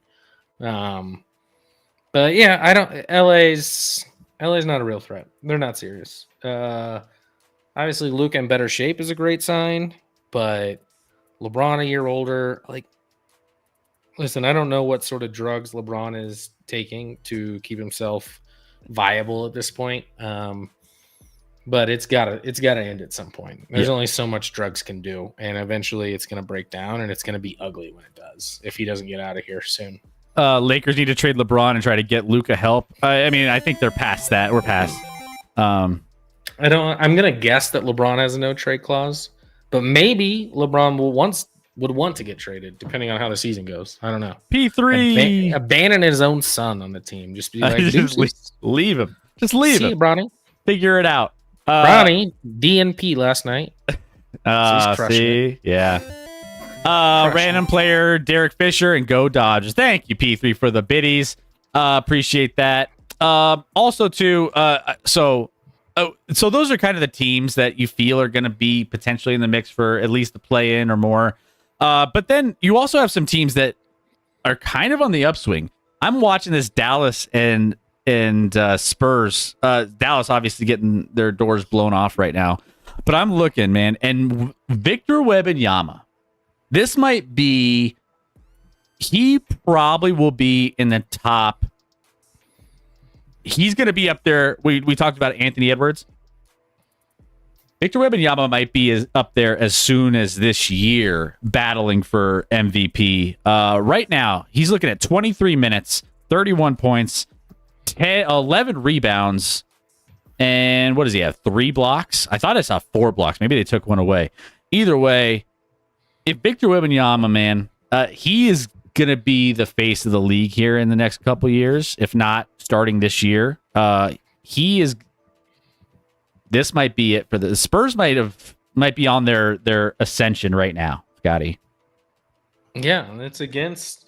I don't know if Anthony Davis is matching up on him. I haven't watched the game, or whether it's some Derek Lively or whoever it is for Dallas that's matching up on Victor. But it hasn't seemed to be a problem for him. So obviously, it was disappointing that we didn't get to see him after the All-Star break last year. Basically, after the. Was it a blood clot? What was it? Blood clot? Yeah, he had kind of a blood clot in his shoulder or something. So glad he's back and healthy, and trying at the All-Star game. He's gonna be certainly top 5 player in the league is not hard to imagine this year at all. And they've been hitting on their picks. I mean, Stephon Castle, 18 points tonight. Nice. He looks nice. I mean, Dylan Harper, 5 of 10 for 10 points, better than Cooper Flag's 3 of 11 for 6. So Spurs, young team, up and coming, man. They're going to be a team to be reckoned with. I don't know if they're going to compete this necessarily as much this year in the West, too stacked, but I mean, it's hard because they haven't really made a playoffs yet. So yeah, you usually have to, you have to pay your dues, make 1 or 2, and kind of figure out what the playoffs is like, but. So guys, those are some of the teams. Rec, did you want to talk about your Grizz? I have not been paying attention to the offseason moves. Here, I'll tell you about the Grizz. You want me to just kind of give you a little breakdown? Rec's like, no, I'm good. You're like, let me tell you exactly what you have to look forward to. Well, you lost Desmond Bain. I remember that. Yeah, now you got Orlando. Old man KCP and Ty Jerome coming in. I do remember that, actually. Now you mentioned it. Yeah. So you still got Jaren Jackson Jr. You still got Ja. Your boy Shooter McGavin or Ja Wick. Still in we got Edie, who looks like he's a psychopath. I mean, Edie's already kind of grown on me a little bit. I didn't necessarily think he was going to be a good player in the NBA, but he's got some dog in him. Like one of the biggest criticisms I saw of the coach that Memphis fired was that he wouldn't use Edie enough. Like first 6 minutes and last 6 minutes, that was it. Yeah. I think Edie might be more of a regular season guy. I'd be interested in the playoffs if he doesn't get exposed more. Yeah, but like he's 7'3", like just throw the ball up to him at the rim. No one's going to be able to knock it away from him. He could just stand straight up, doesn't have to jump, just slide it into the net. Yeah, I think your boys are going to struggle. I mean, trading Desmond Bain, 20 points per game, 40% from 3, and you're replacing that with old man KCP and Ty Jerome to try to like make that up. I don't know if that's sustainable. But I do think they have a chance at a play-in spot. I don't think they end up making it into the playoffs. I think they're one of those last teams out. But they might have a little bit.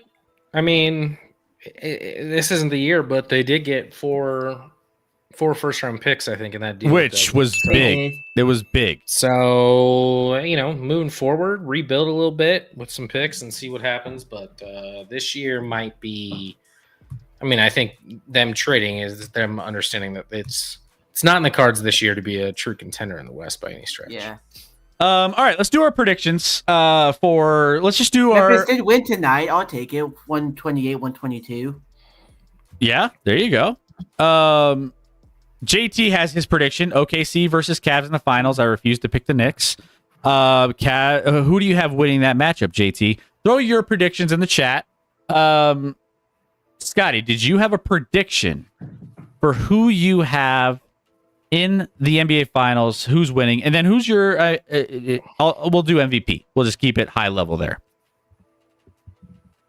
Nugs, Knicks, Nugs win, Jokic MVP. Are we going to be different at all, Chris? I don't know what you're going to say. But part of me wanted to take someone other than Knicks, but I don't know. the Knicks feel like the It's the safest. pick. Honestly, part of me wants to go Orlando just because I almost pulled that trigger. I don't know if I can go Cleveland. I just don't think. I think they might. Here's a bold prediction. It doesn't work out in Cleveland, and they have to blow up their core by the end of the season because they didn't get it done. There's a spicy take for you. I think Cleveland, if they don't do anything this year, this is it. I think they're done for a while. I'm gonna go out on a limb. I'm gonna go Orlando Magic and Denver Nuggets in the finals. Nuggets win. MVP Nikola Jokic is going to take down his 4th MVP of his career, and that's what I'm rolling with. So, Rec, do you have a prediction? You're gonna just you gonna throw something out there? Not really, because I had not been paying attention to the offseason in the slightest. Like, I completely forgot about the Desmond Bain trade. Yeah, that's kind of a big one for your boys. Kind of a big one. All right. Well, there you go. Those are our predictions. Joe Quills, why not OKC versus Detroit? I think it was more. I think it was more like, why not?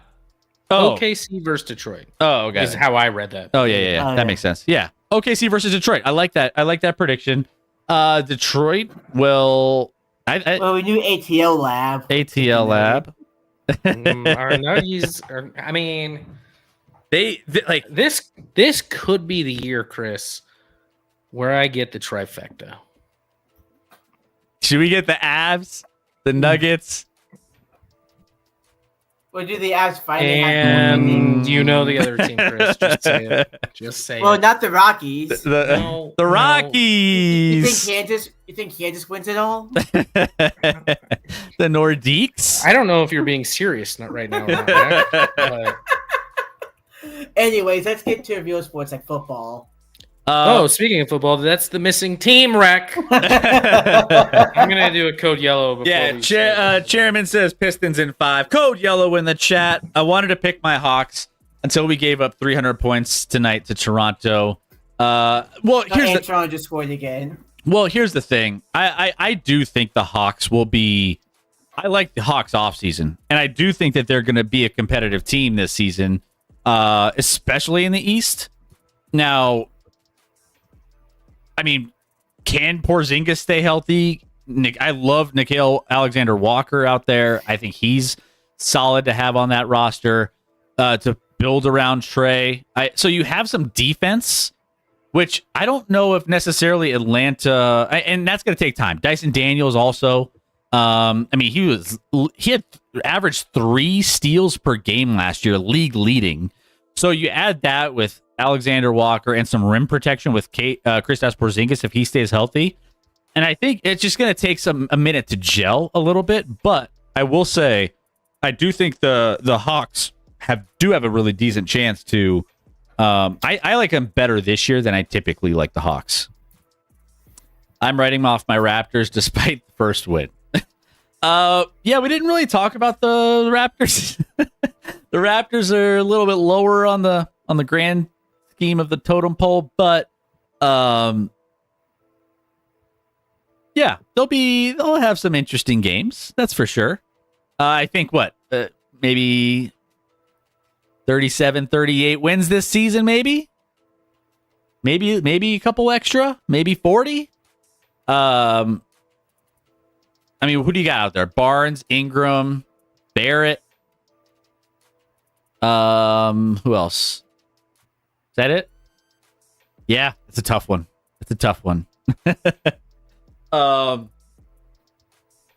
Play-in tournament spot, maybe, but it's gonna be tough. And they punted Masai Ujiri, which is shocking. No, they'll be fine. I think they're building the right way. They got Dick. Yeah, they got Dick. Yeah. So you gotta. Give him that hawk and spit on that thing. Yeah, they got the dick out there in Toronto. Love me some dick. Yeah, clip it. Rock chalk. Rock chalk. Come on. Clip Do it. it. Clip it. We're talking rock chalk here. Oh, that was. That's your People fault. Are gross. That is entirely your fault, Scotty. Unbelievable that you guys would take it there. Like really? It's all about the That dick. is 100% your fault. It's all about. I knew what I was doing. It's fine. It's Uh, fine. Love it. Love it. Like in fantasy. All right, guys. Always support a Jayhawk. Always.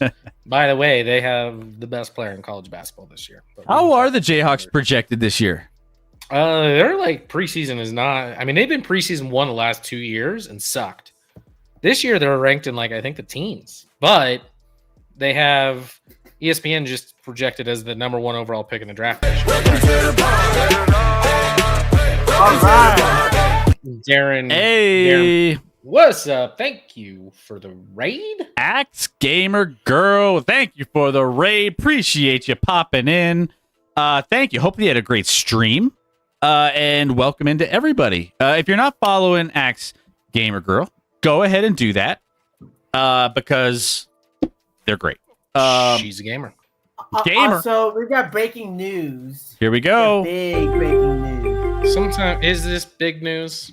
Yes. Last time you had big breaking news, it was like someone got hired in baseball. So, Cleveland Guardians, which is Emmanuel It's Clase baseball, and son. Luis Ortiz, have been banned from the Dominican League and the MLB and any winter leagues for their role in a gambling scandal. Checks out. Checks out. Of course, your Clase was the big closer last year, one of the best in baseball. I heard that was coming down the pipeline. But I haven't seen. I don't even know. I haven't seen anything on it yet. So Well, Yeah, I didn't, just saw it here. didn't I see some breaking news earlier from the ESPN app where it was saying that college players and coaches can now bet on professional sports? Yes, I did. Yes, that is a thing. Okay. Okay. hey, by the way, speaking of like not betting so much, but did you know now you can play in the G League for a couple years and then just you can still have college eligibility to go back and play college basketball? I did not know that. It's weird, man. There's a player for Louisville this year who played a couple years in the G League and now is headed to Louisville. And I think it was Tom Izzo like called it out as absolute garbage and just ripped it to shreds last night when asked about it. But that seems bizarre to me. I don't think that should be allowed. I think that there's It's a like- slippery slope with that I don't agree with. Yeah, like imagine getting drafted out of high school, playing 2 years in minor leagues. Like, nah, never mind. I want to go. That's like I want to go try college. it's like, yeah, it's playing because you're getting paid in the G League, and right? I mean, you get Well, you get paid in college now, Chris. But well, yes. true, but like, I just if And- you're gonna go to and- college, man. Like, if you want to get Gonzaga- paid, As we're talking about college, sorry, you're talking about that. But Gonzaga got a rough ruling this week, Chris. what ended up happening with that? I saw. I think I They- saw something with.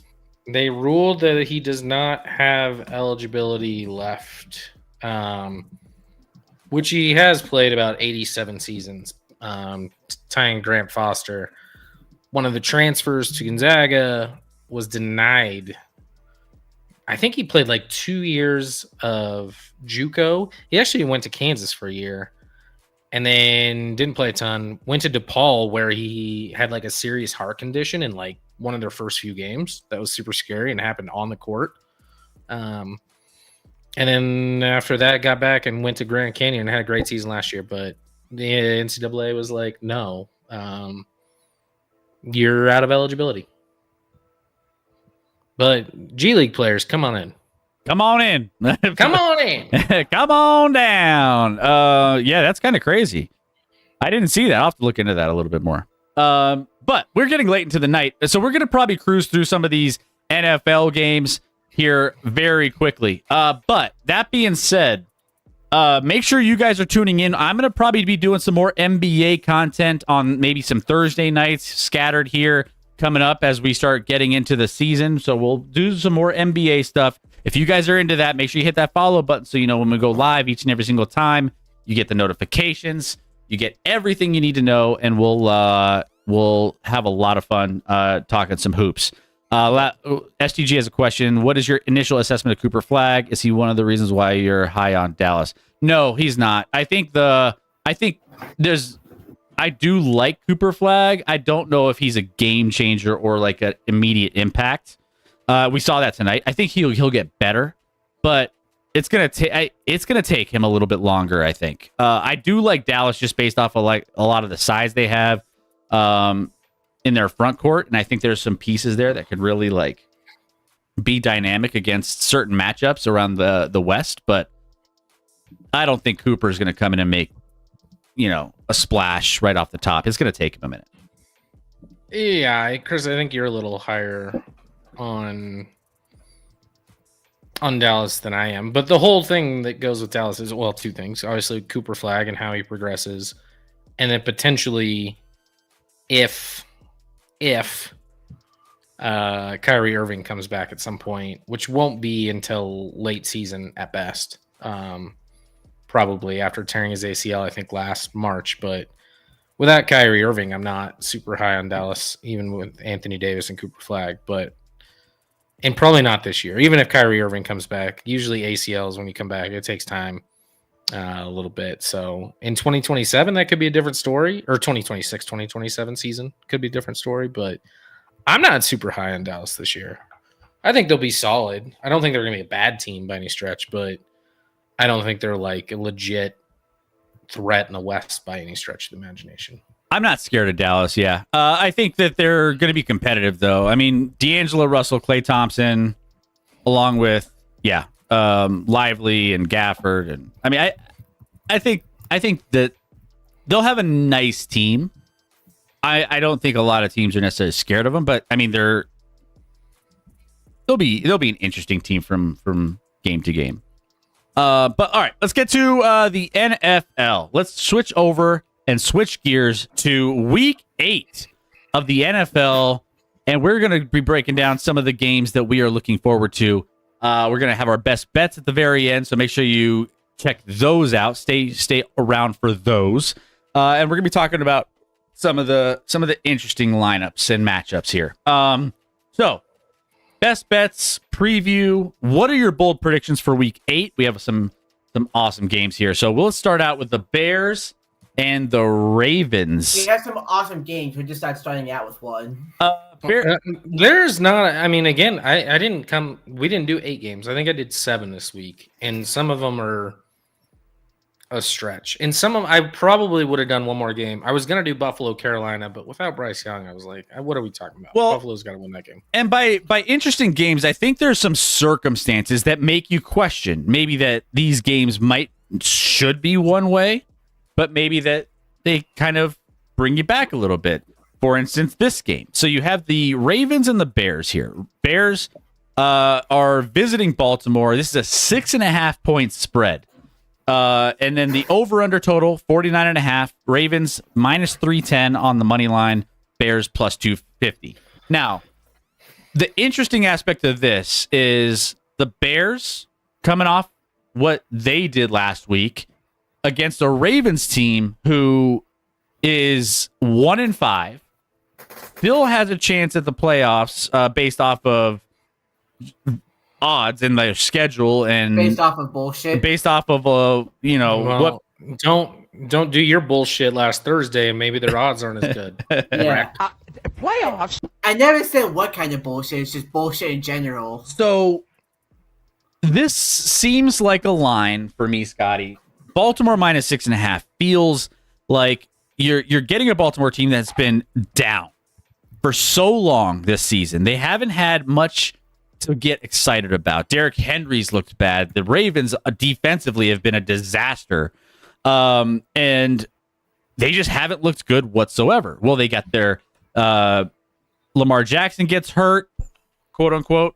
And we see that they get their bye week and then another week off, and then they can come back here against the Bears coming off the bye week a little bit healthier. So this feels like a must-win game because all of these games, they need to start making up some ground in the AFC North. But the Bears, I mean, can the Bears offense work magic against a bad Ravens defense? How good is the Ravens defense looking? So the 6.5 point spread, you think at face value. I mean, I look at this and I'm like, Ravens should win this by a touchdown at home. Bears on the road. Makes sense. So why am I hesitating? Is Lamar Jackson going to be completely healed? Is he going to be 100%?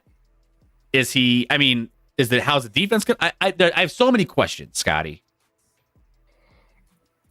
Yeah, listen, you have a team that's won 4 straight in the Bears against a team that's lost 4 straight in the Ravens. Obviously, some of that without Lamar, and Lamar did practice today in a limited capacity. So more likely than not, he will be back. They said prior to the bye week that they thought he'd be back for this week, but then there was some question.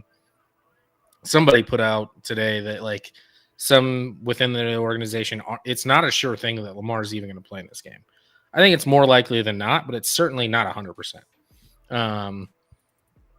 And it's a little risky, I know, because they play on Thursday after this. So there's not a lot of time after this game for Lamar to recover.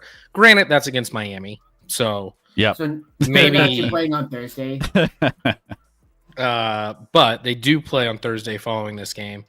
Bears winners of 4 straight. Now you look at that and you're like, oh, Bears they're 4-2. They're ready to go. They beat the Raiders by a point, the Commanders by a point, and the Saints last week. They did blow out the Cowboys 4 weeks ago, which is by far their most impressive win of the season. The offense, you said, can the Bears pull out some magic on offense? I don't think you have to be magical to move the ball in the Ravens defense. The 49.5 is pretty high total. It's all going to come down to, and this is how bad it is for the Ravens right now. And this is such a stupid story, but like the storyline in the Ravens this week is, oh, their leader, the player leadership got rid of like the ping pong table in the video locker games. room and video games. I'm like, whatever. We're really taking this seriously. Well, why not you didn't take it seriously when Lamar was out, and they lost 4 straight, but 2 of those were with Lamar. Granted, that was against the Lions and Chiefs, so 2 very good opponents, but still 2 of those games were, I know Lamar left, late third quarter against the Chiefs, but that game was already over when he left. So, and then got blown out by the Texans and then lost to the Rams. So they've lost to some good teams, while Chicago's maybe beat some not so good teams. Because the Commanders seem to be reeling a little bit, or maybe a lot. A lot of it. Yeah. So I don't want to touch this game because I don't know what to expect from Baltimore coming off a bye. Are they going to be rejuvenated? Are they going to be motivated? They get Lamar back. Are they just going to go scorched earth? Or is this game going to be, because that defense isn't very good, is it going to be tight and close where the Bears can hang and it's a close game down the stretch? Like I'm not going to touch this game betting wise because I have no idea what to expect from Baltimore. There's just too much uncertainty across the board. From top to bottom. I need a week to see what the Ravens do after this bye week to see, all right, how are they looking offensively? How's Derrick Henry? Did they figure shit out? And are they healthier, or are they still going to be giving up a ton of points and struggling to keep up with teams? Derrick Henry's pulse. been invisible since basically week 1. Yes. He's somehow averaging still 5 yards a carry, which is bizarre to me, but maybe that was all week 1 where he had he's got, after the last, let's see, he got 12 carries against Detroit, 8 against Kansas City, 15 against Houston. He did get 24 against the Rams, but that's also because your quarterback is Super Cooper. So It's my quarterback. he did run decent against the Rams, actually, but it didn't really matter because they put up 3 points in that game. So yeah, this game will be interesting to watch and see like what you get out of Baltimore, because if they lose this game, you kind of start, even though their schedule gets pretty soft down the stretch or down, for the rest of the season because they're in the worst division in football. At 1-6, like what are we doing? They got to go. I think you can't rely on 9-8 getting you in. You probably have to go 10-7 to get in, which means they got to go 9-1 down the stretch. So this game is massive for the Ravens. If they come out and ball, then maybe they're a threat still. If not, they're done. They're done.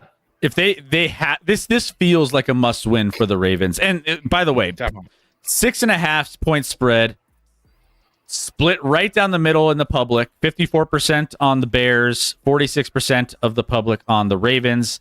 But the money, 68% of the money is coming in on the Ravens when it comes to, feels like some of the sharps, like the Ravens in this one at minus. This feels like I don't know. I don't think people should be betting this because I'm a sharp, Chris, obviously, because I'm crushing it this year. I'm not on this one either. Pick'em and the office pool, just crushing it. Yeah.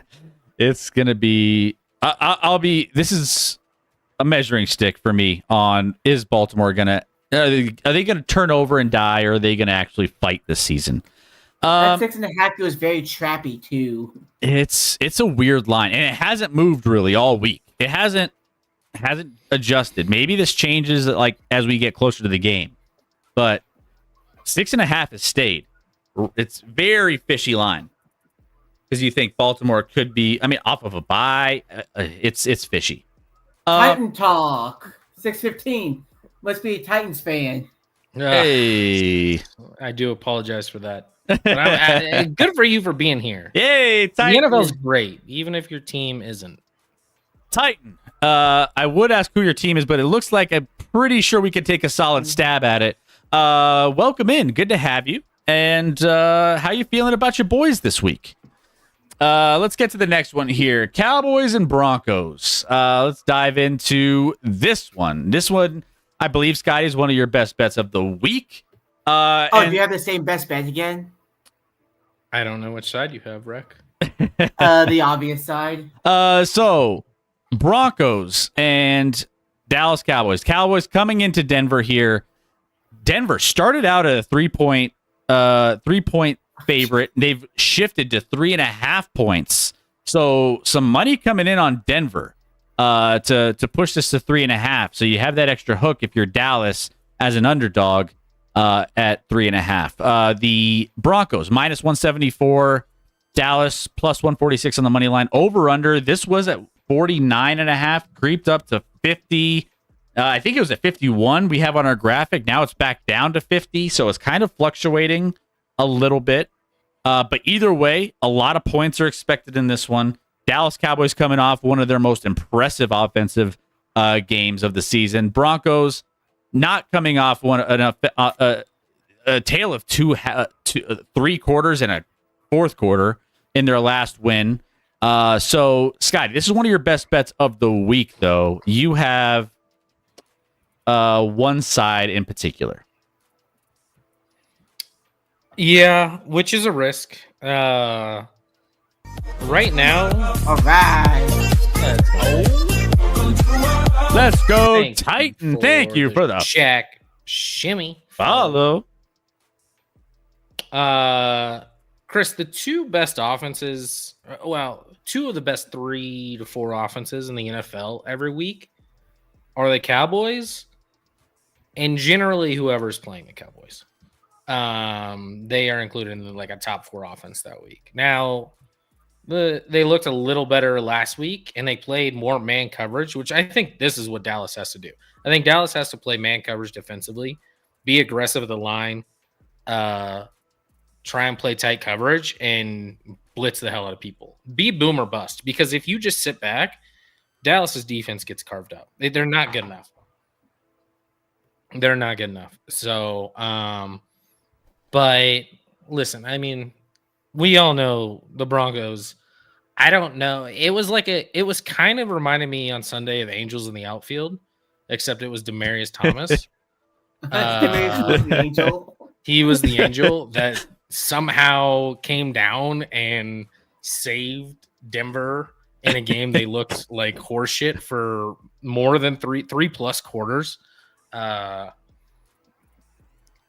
then with 0 points, and then put up 33 in the fourth with like some throws that were like one got deflected and just landed a guy on their game-winning drive. Nix admitted that he wasn't even throwing to Mims on that long pass that got him to midfield. He was throwing to the other guy, and Mims just happened to be there and catch it. So there was some Demarius Thomas stuff at work. Listen, they got it. So they got a tipped ball that went for a touchdown. Correct. That was kind of. Those kind of offset. So, yeah. But yeah, there was some weird things happening. I think he was on drugs. Listen, it'll be interesting because Pat Surtain and Riley Moss has played pretty well, but he hasn't had to play a number 2 wideout like CeeDee Lamb or George Pickens. Correct. This year, not even close. So it'll be super fascinating because I think Surtain won't stay on. If I'm Dallas, I actually hope that they put Surtain more on CeeDee Lamb because I think George Pickens might be more of a like go up and get it guy, and Riley Moss, I think that's his biggest weakness is like he can stay tight on a receiver, but he either gives up the catch or gets pass interference calls quite a bit because he doesn't turn. So that'll be super interesting in the secondary for Denver, how Riley Moss is able to contain whether it's CD or Pickens. And then I expect Ferguson in the middle of the field to have a field day. Obviously, Dre Greenlaw makes his triumphant return for one game, and now he's suspended for a game for Denver. And I could talk about that if you want. Everyone in Denver's whining and complaining, but like, don't be a fucking idiot. Don't. You just won the game. Celebrate with your team. Don't run after the ref and threaten him. It's real dumb. It's kind of dumb. I don't know what he said, so I don't know if he should have been suspended. But either way, go celebrate with your team. You just had a miraculous win. Enjoy that, rather than just going after the referee after the game. From the other vantage point, like Denver's offense is just so boring for 3 quarters. Like, I think some of it's play calling, and we can also talk about Sean Payton, and we can talk about the storyline with Sean Payton and Russell Wilson, which was awesome. Like Russell finally wasn't stands a robot. Up for himself. Yeah, he wasn't a robot. He was finally came out on Twitter and called out Sean Payton for the asshole that everyone knows. Sean Payton, you can call Sean Payton a good coach, and fine, but everyone knows he's an asshole. He's an asshole. Yeah. But Denver offensively you can't just rely on all of a sudden fourth quarter comes and obviously the Giants changed defensively in the fourth quarter up that much. Their mentality, maybe they shouldn't have done it. It drives me nuts. Just keep doing what you're doing if it's working rather than, dropping 8 into coverage and only rushing 3 if you're in New York, because that didn't work at all. In that fourth quarter. So I think Dallas is going to score. Can Denver keep up? I don't know. I don't know if Denver can keep up. I think it depends. It feels a lot like Sean Payton has handcuffs on play calling and how he wants the game to go versus how he thinks how it probably should naturally unfold with being able to use Bo Nix early. I just think he's scared to have Bo Nix make big mistakes early in the game and set him back. But at the same time, you're handcuffing him. It's not you're digging yourself a hole anyways. I think there's some give and take, some tug of war happening with the play calling and what they think Bo Nix can do versus what he can. Because when they let him loose in that fourth quarter, he executed and was able to make plays. Now, there were some fluky ones. There were some fluky ones on both sides, but I will say, he was making some. I mean, he has some fourth quarter comebacks. He has 3 this season, and I know there's some bad teams, but there's still fourth quarter comebacks. That seems to be a trend that he has.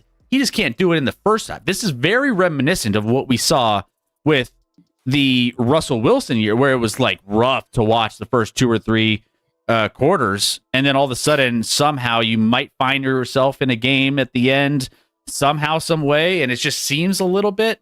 We just were falling on the losing end of a lot of those games more so than the winning side. But that being said, I think the right side is 3.5 for Cowboys in this one. I think you're on the right side. Broncos defense is, I mean, they gave up 26 first downs to the Colts, 26 plus first downs to the Colts, Chargers, and the Giants. And I think that there's going to be another round of that coming here for Dallas. And this is probably the best offense they've faced. The Colts are playing great. Don't get me wrong offensively, but Dallas, quietly, Dak is having a phenomenal season. Correct. So I think that the Broncos, even though they do have a good defense, they still are susceptible. It's built on some of the broken offenses, like the Titans, the Jets, and the Bengals. I think some of that is baked into this. I also was looking back at the record of the last few games and going back to this losing. There's a losing streak here, Scotty. And somehow the Cowboys have trouble beating the Broncos over the last few seasons.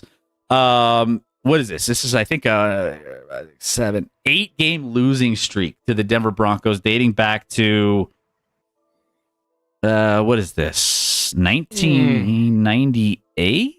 That I don't know. I feel like that's kind of irrelevant. I'm just saying. It's a different team. They only play, typically they play once every 4 years. It's different coaching staff, different teams. True. That is a weird thing that's happened for sure, but I don't know if that plays a role. I mean, it's kind of just a weird stat that it's just like, for some reason, the Cowboys, regardless of what team the Broncos and what team the Cowboys have, Broncos have just won the last 8 straight meetings, which is kind of wild. I didn't really realize that until I was digging into this game. But that being said, I still think the Broncos have a decent chance to win. I know the Cowboys on the road are a different team, but I do love their offense of how they've built it out the last couple weeks, especially getting healthy. Dak's been playing well. I would definitely be more so on the side of Dallas Cowboys plus 3.5. Do I think they win this game? I think this could be another one of those last minute field goal style games. So I would always be on the team that's going to lean towards the extra points there. I mean, Denver has to move the ball in this game. Like, if this is the perfect get right game for your offense to show consistency, and Dallas's defense is awful. It's bad. And this will be a measuring stick. I've said measuring stick for the last couple games, and it hasn't been a great one. If the Denver Broncos can't move the ball against this defense, I'm going to be, even if they win this game somehow, I'm going to be concerned. Even if they go 6-2 on the season after this win, I'm going to be concerned because they need to be able to move the ball against bad defenses. And if they can't, that's a red flag for me. People are praising the Cowboys, so they obviously lose. Cuban Scotty has had 3 kids since his Cowboys beat the Broncos. Well done. Granted, they don't play twice a year, like Denver and KC. They play once every 4. But dating back. Piglet, what's it like having a healthy team? Piglet, your team's doing fine. Yeah, team's doing fine. Your team's. Yeah, there's the post they put in the Discord a while back. It's week 15. Niners are down to 4th string quarterback, 3rd string running back, 9th string receiver, Stuma rest of the offensive line, and a defense full of guys off the street. They are 9-4. Titan in the chat. Cam Ward underrated. Until he just loses the ball out of his hand on a play. Did he say underrated, or did he just say Cam Ward? He said Cam Ward was underrated earlier. Listen, I get being excited because you have a number 1 overall pick, and I hope Cam Ward works out. But there's been nothing he's shown this year to say that he's underrated at this point. It's like, he had the worst coach in football. That's not his fault, but still, He hasn't played great. Also, it's Not a lot around him. Scooby Doo. I'm not out on Cam Ward, but he hasn't played. None of the Titans have played well, but Cam Ward included has not played well. Scooby Doo. Do you want to be a part of the Cam Ward Glazing podcast? Oh, we could, yeah, you know, we could just glaze him up. You know, we can for some of the good things. Some of the... I mean, he's a really good goaltender. Oh wait, wrong sport. Welcome in, Scooby Doo. How we doing? Who's your team and where are you from? Like to get to know you a little bit better. By the way, guys, if you want to join our Discord, the Discord is in the chat. There you go. We have a great community every time we, are offline. We're talking sports in the Discord. So there you go. Worst coach in football? I thought it was Mike Tomlin. Jaboy. Yeah. Not quite. Cam Ward was lucky. The other QBs in the draft stunk. I mean, well, Jackson Dart looks like he could be a franchise guy. Dart looking good. He does. We'll see what the rest turn into, but You got to get that estimate put a good. Yeah. No, no, and he doesn't. And he has a trash roster. It's a trash roster. Like Yeah, like what? When was the last time the Tennessee Titans made a good decision? yeah, it's been a rough. It's not a great environment for a young quarterback to thrive. But in. you don't want to turn it into like a Sam Darnold situation where he's just the roster's not good and he looks awful, so you move on, and now Sam Darnold looks very good. Yeah, last year with Minnesota and Seattle's I can't even figure out how Seattle's so good, but they're very good right now. somehow. But Jackson Smith and Jigba is a big part of it. Yeah. JSN's playing great, but Yeah. someone's throwing him the ball. So Let's get to this next game here for our boy Rec. We got the Packers at the Steelers. Scotty and I both have this as our best bet of the week. Chris, do you want to tell STG and others what you've done? no, wait. Can I change my pick? I didn't even think about that. It's locked in. No. Yes. I change it. So I see we have a really super pick. So we have a super pick. Yeah. On the record. so- Forgot about your chip.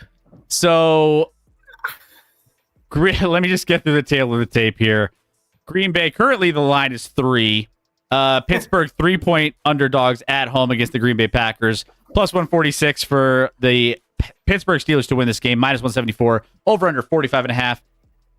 And ladies and gentlemen, your boy Chris has relapsed.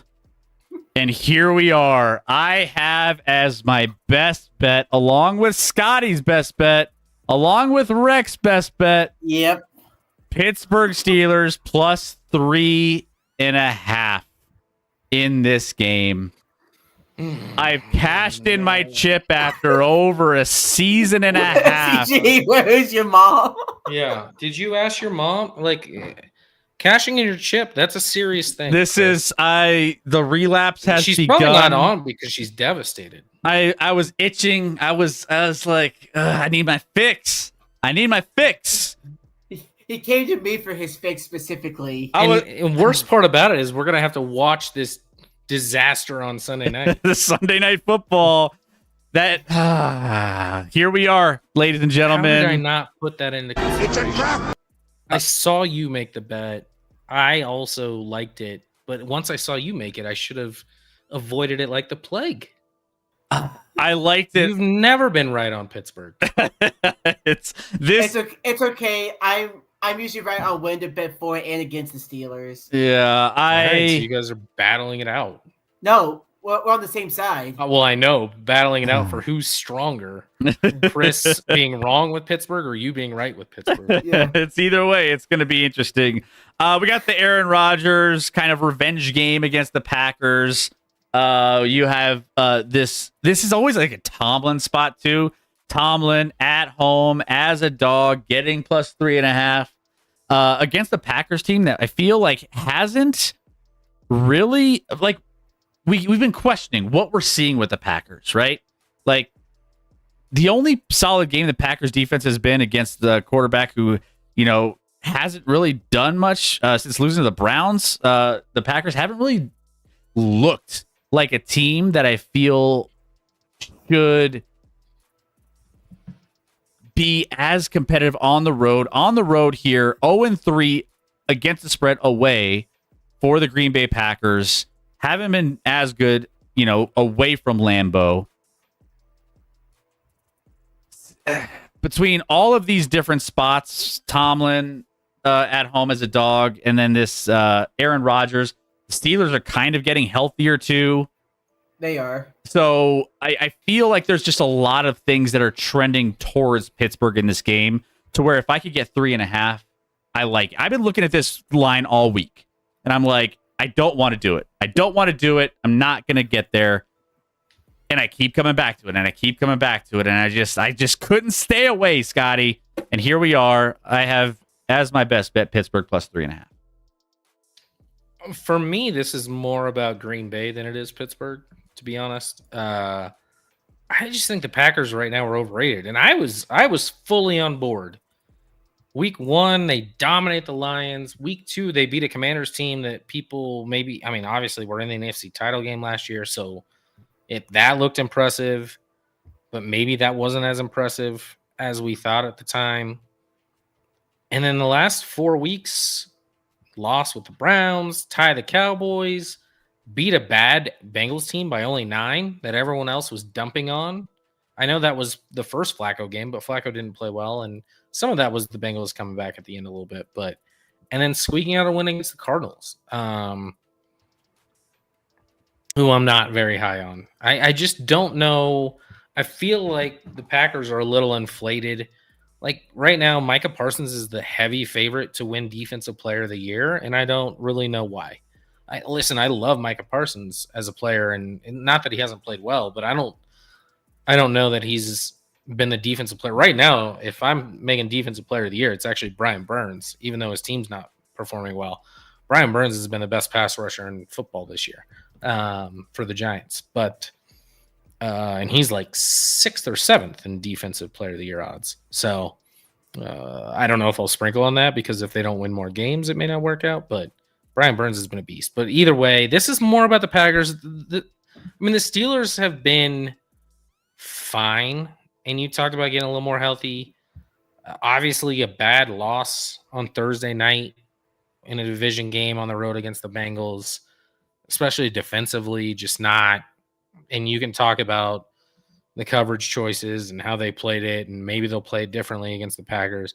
I'm really waiting for the Packers offense to get more in sync and the defense to dominate and sack the quarterback more than they have. I just don't know if it's been there yet. So I think this will be a tight game. So I'm in love with 3.5-point dogs this week. That's basically 3 of my 4 bets, I think, is on 3.5-point underdogs. I think that's the same for me. I wonder if we have all 3 the same. Oh no! I know we got Dallas and we got Pittsburgh. Who's your other one? We'll wait and see. We'll wait and see. People shocked in the chat. They're losing their minds on the fact that I'm cashing in my chip and relapsing. In case all you guys who are new, there's a lot of new people in the chat, by the way. We got On the Rock Gaming. Seriously think the Titans will win the Super Bowl, BULL, this year. Super Bowl.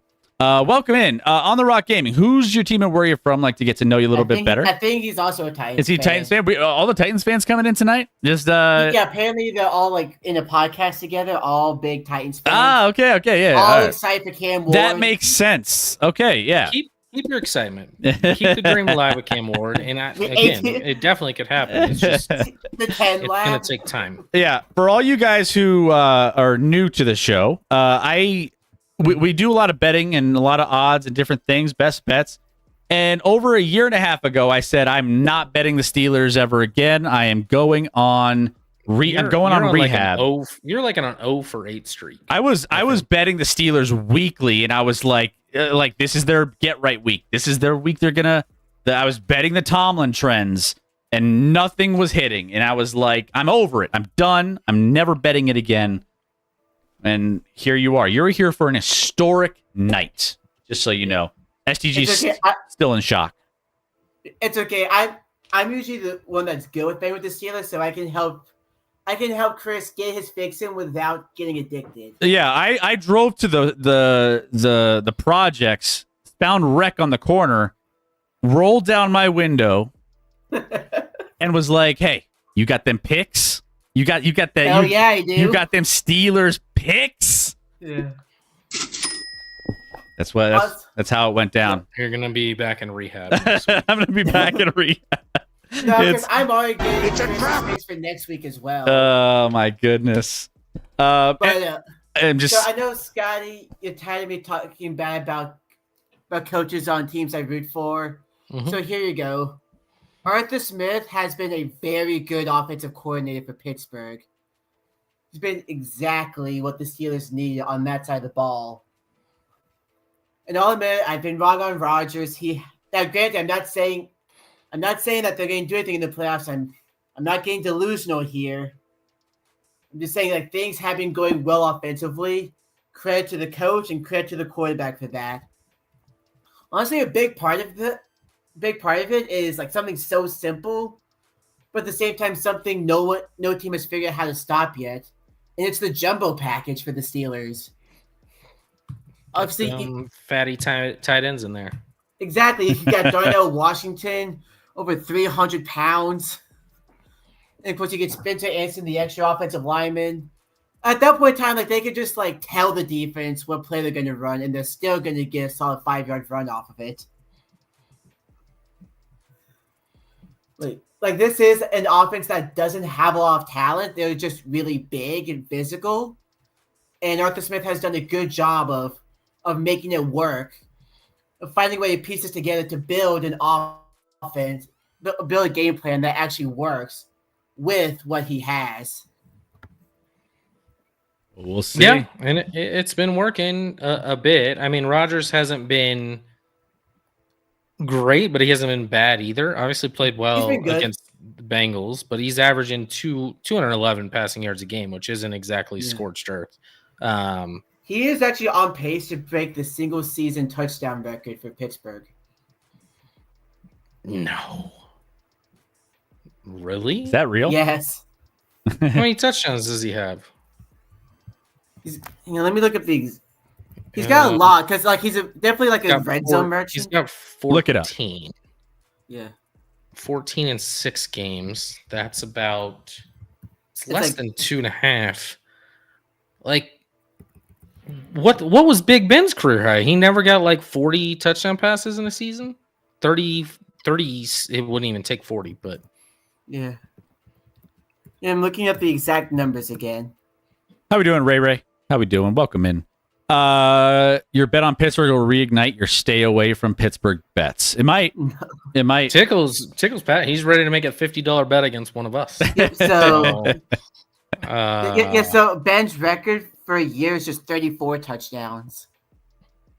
And that was 34. back in 2018. Okay. And that's when he was throwing like 50 times a game, probably. Yeah.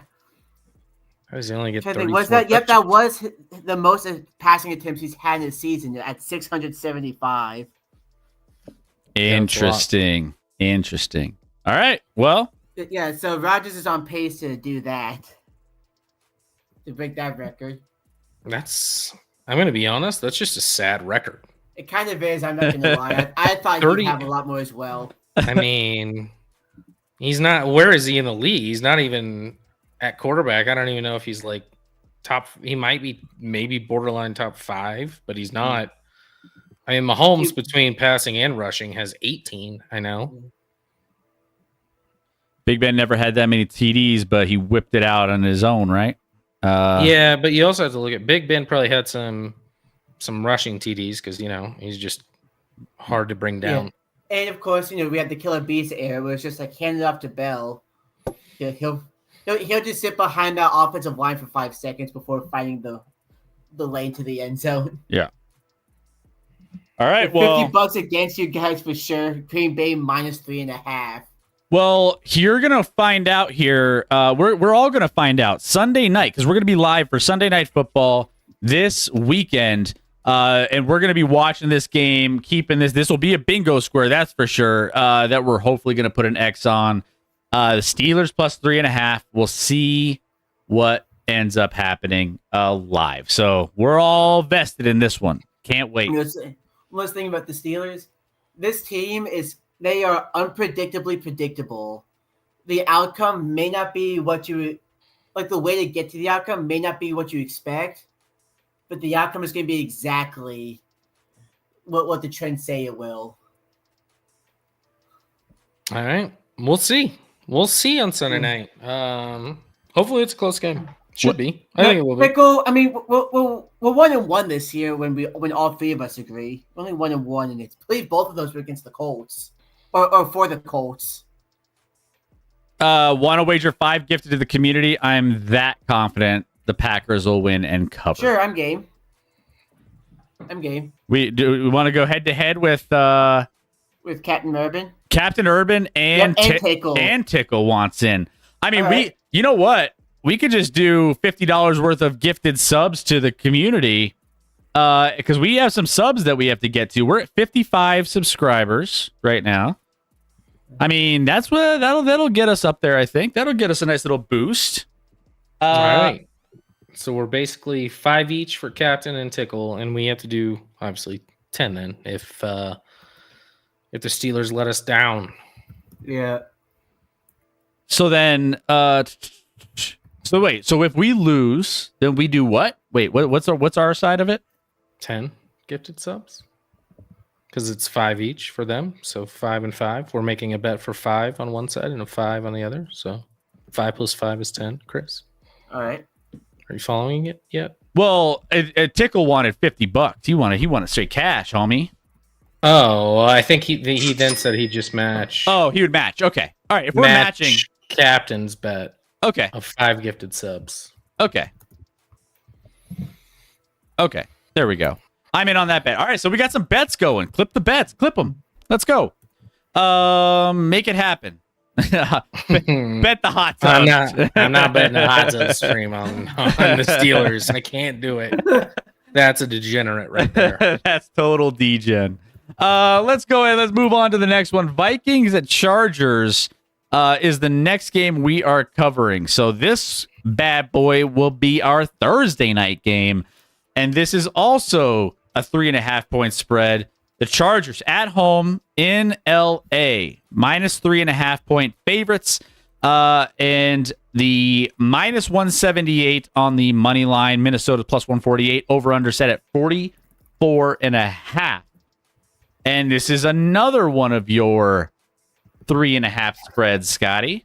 Mm-hmm. Okay, so we're now on the same page for all three. Oh, my Okay. goodness. And I don't even know how good I feel about this one, but I this week wasn't my favorite as far as bets. It was a weird week betting wise. I have some weird bets this week.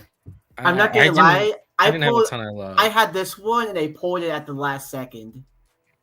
I just you look at the Chargers, losers of 3 of 4, and their win was an escape late against the Dolphins in a game they were down 1, giving up a late score, and it took a great broken tackle on a sack by Herbert, and then a great move by Ladd to get in field goal position to win that one. So, I mean, the 38-24 against the Colts last week, it wasn't even that close. Like, they got some garbage time stats late in that game to make it look a little closer than it was. Obviously, they lost to the Giants and Commanders, who the Commanders are not looking very good, and they got blown out by the Commanders. So, I don't know. I mean, the Chargers beat up still. That offensive line is still beat up. Obviously, Omarion Hampton isn't coming back anytime soon at the running back spot, so they don't really have a run game. Minnesota, I'm not like a super believer in. They're rolling with Carson Wentz again this week. But they were neck and neck against the Eagles. That game, actually, I feel like they were probably deserved to, if not win, be right in the mix there. But they gave up too many deep plays and too many big plays to obviously, they let Philly's pass game get going a little bit for the first time in a while in Philly. So Minnesota's hard to figure out. Like, Carson Wentz he'll make some plays and you're like, man, we can see why he was the number 2 overall pick in the draft years ago. And then he'll make plays and you're like, what the fuck? Like, how can you not know what you're doing this long in your career? But you give me that little half point on the 3.5 in a game that, like, I don't know what the Chargers have proved at this point. Looking bad the last 4 weeks. And Minnesota's a decent team, not a great team, but a decent team. And there's not a huge home field advantage for the Chargers in LA, as we know. So I'm gonna take the little bit of points with 3.5 and hope it's a close game and hope. Frankly, I hope Minnesota wins outright. You remember when the Chargers had wrapped up the division at 3-0, Chris? Do you remember that? I remember they. I mean, granted, they were 3-0 with 3 wins against the division. They beat each team. They beat each team in the division with the Chiefs, Broncos, and Raiders. And they Those were days they were seem crowned. long gone. They were crowned. they were the team. Now they're on third and fourth stringers on their offensive line, and they have no running game. And the Vikings have a good defense. Well, they have struggled a little bit the last couple of weeks. I will say this is probably Carson Wentz's maybe last game. Maybe. The question is whether McCarthy's actually still hurt or not. I have questions about that. Or whether they're just worried about putting McCarthy back in. Yeah. I mean, to be fair, like on a Thursday night game, I agree. That's not a time to bring somebody back, especially a guy who's basically in his first season. True. Yeah. I will say Carson Wentz, as disappointing as he was, not converting on his trips to the red zone last week, he still got there and he still had opportunities. So I think that's going to be there again. I mean, he just didn't. 5 trips to the red zone and only got a touchdown in one of them. The rest were field goals. Like it wasn't good. But I think that there's an opportunity to do that against the Chargers here. He's going to have opportunities. I would be, if I had a bet on this one, Vikings plus 3.5. I know Thursday Night Football hasn't been kind to me betting this year, so I'm staying away from Thursday Night Football. So I do feel like that's in that case, take the Chargers side, Chris. I'm just going to leave it all alone. But yeah, the Minnesota Vikings, off of those performances that they've had recently, I think this is a get-right spot. I honestly think there's going to be more Vikings fans in that stadium than there are Charger fans. Vikings travel well. So I do think that that's going to be a big factor there. So that being said, I would probably be on the Minnesota Vikings in this game. All right, there you go. Thursday Night Football coming up tomorrow night. Check it out. In the chat, let's see. Thursday night games have been sneaky good this year, says Captain. They have been pretty good. They've been interesting for sure. It's some actually better matchups. It's not just garbage matchups all the time. I also like Captain Urban talking about how he's embraced the lack of airport. Oh, STG said if Captain wins, I'll stop referencing that his team's airport is not in the same state as his team. that feels. I like that. Roger. The epitome of the Bengals, though. Like they can't afford a airport out there.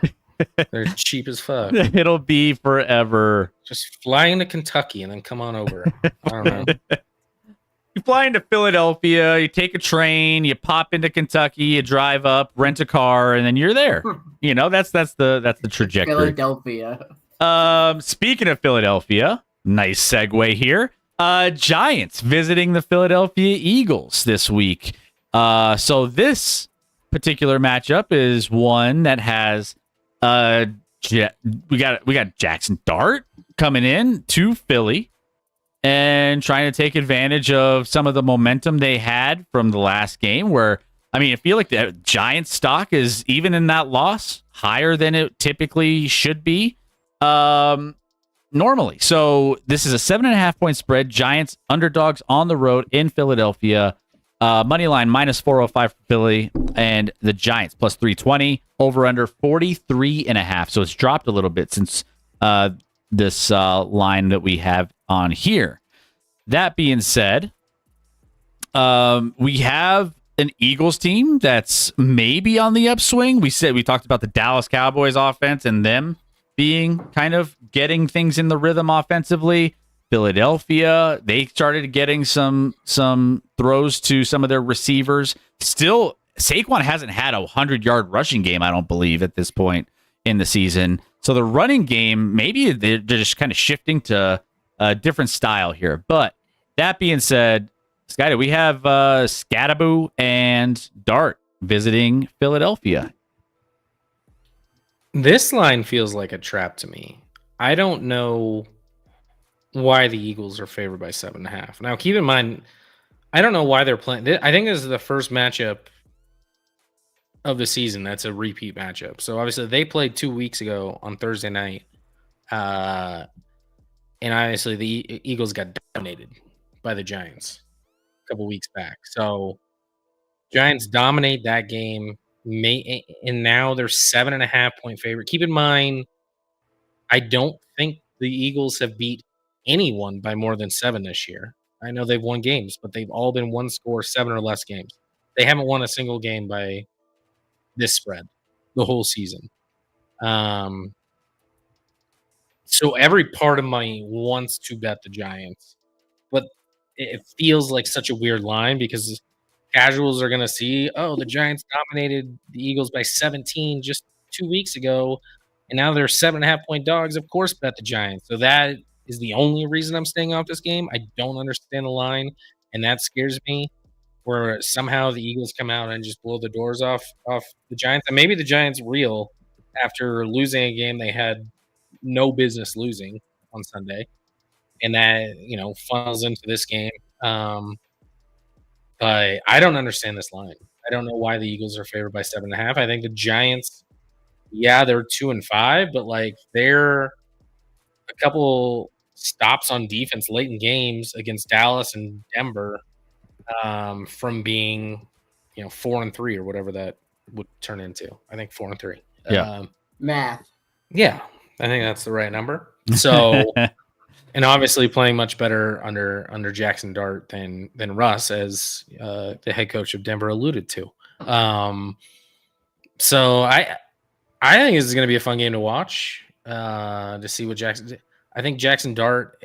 It's interesting because I saw a stat today where like he's actually been wildly inaccurate this far this year. He misses more open receivers than anybody else in football, which is interesting because like. You look at the success rate and like how they're playing, and like they're fun to watch again for the first time in forever.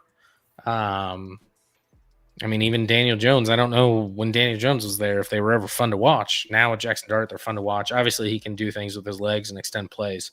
So we'll see. Is this a revenge spot for the Eagles and they dominate, or do the Giants have some sort of number over the Eagles and they win and sweep the series? Yeah, I think this is a fascinating game, and I don't have a side in this one, but I do have the total in this one, and I have the over in this. So looking at these games and looking at what the Giants have been able to do recently, I feel like this is a spot where, one, you have two sides of this. So I got over 43.5 in this one. You have two sides of this. Eagles starting to get their air attack going. You've had a lot of success over the last couple of weeks with them being able to get some throws to AJ and some of the receivers. And you also slowly started to get in more of an offensive rhythm than they normally haven't had earlier on in the season. Now, on top of that, you have the Giants, who over the last couple weeks against a good Broncos defense put up 32, and then also put up 34 against the Eagles a couple weeks ago. You have at least 21 or more points in 3 of the last 4 games that the Giants have been putting up, and Jackson Dart has had some success. I think he's kind of climbed himself into like a top 5 or top 8 EPA in the last 3 or 4 weeks. So he's been up on the getting the offense going for the Giants. They've been more trying to incorporate some different things there to get him some success, which has been working. So I do think between Scadabo and Dart and the way they've been playing offense over the last 3 out of 4 weeks, I think they're going to be in a good spot to score some points. I think the Eagles are on the upswing. I like the over 43.5 in this game. Interesting. Like I said, Scotty at this point, I'm guessing he's got kid issues, so he abandoned us again. Can't believe he's picking his kids over us. Last game last game for the Eagles before the bye week. Eagles could be looking at a trip down the Jersey Shore. That's also an important aspect too. I mean, you want to go into your bye week with some success, right? You want to go into the bye week feeling good about what you put up there, which is again why I think, between both these teams, I feel like they can put up some points in this game. Both teams, I feel like, are going to have some opportunities to score. So, over 43.5, best bet of the week. All right, let's get to the 49ers and the Texans next. So, we got the 49ers who San Francisco is putting, fans are putting, skeletons with 49ers jerseys and blue tents in their front yard for Halloween, rightfully so. And yet, the 49ers aren't necessarily quite the joke that people are making, because you look up and the San Francisco 49ers are 5-2 on the season, going to a Houston Texans team that is 2-4 and looking lost. So this game, if you're looking at the tail of the tape, Houston Texans minus 1.5 point favorites at home against the San Francisco 49ers. Texans minus 118, Niners plus 100, over under 41.5. You're muted, Scotty, or I can't hear you. Well, he's giving some amazing analysis. yeah. he's got so much that he's speechless here. I know it's. While he gets that fixed, we'll dive into it. So I think this is a weird game, and I don't know if this is necessarily it feels weird to me. Scotty, you back? I think so. Yeah, there you go. Yeah, you're back. Nope. I accidentally, when I tried to get up, unplugged some shit. Oh. So I think that affected, so I had to refresh. Yeah. I think when you're looking at the Texans in this one and their offense, Nico Collins obviously out. He has that. Well, he's had dealing with that. Was it concussion, I believe? And so you have the Nico Collins that's going to be impacting, which I think is a safety blanket for Houston typically in that offense. And so you miss that, and you just look at this line. San Francisco plus 1.5 feels like that's where everything should be. Yeah, that seems like the line you should gravitate towards. But yet I'm looking over and I'm seeing 83% of the public, 90% of the money coming in on 49ers plus 1.5 in this one. Not surprising. And taking advantage of this Texans offense that can't score, but they do have a decent defense. And so, you're kind of going back and forth in this one, like trying to figure out, okay, what are we going to see? San Francisco's definitely looked like the better team, even with all the injuries. I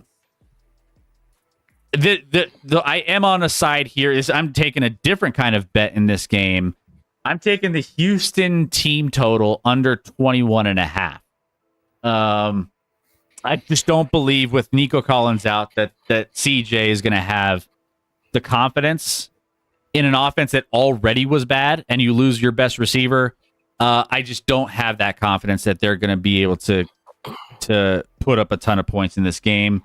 Over under total set at 41.5. You're asking the Texans to put up a lot of that against the 49ers defense that I think is going to be competitive and play well. So I got the under team total for Houston under 21.5. Scotty.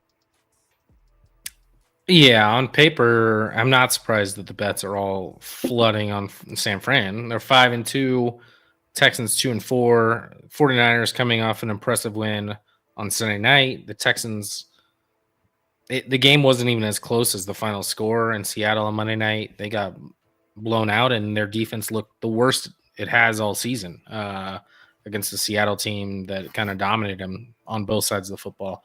Then you include Nico Collins, and I'm like, yeah, why? What's happening here?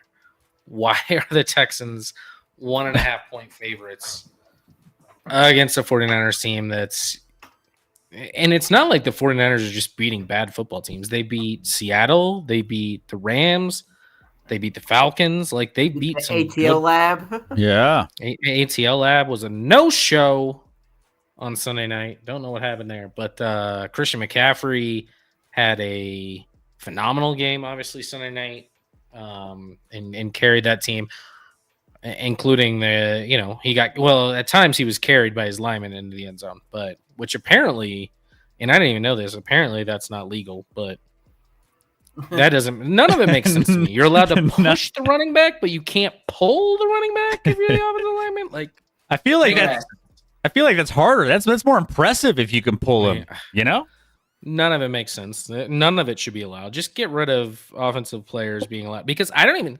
like.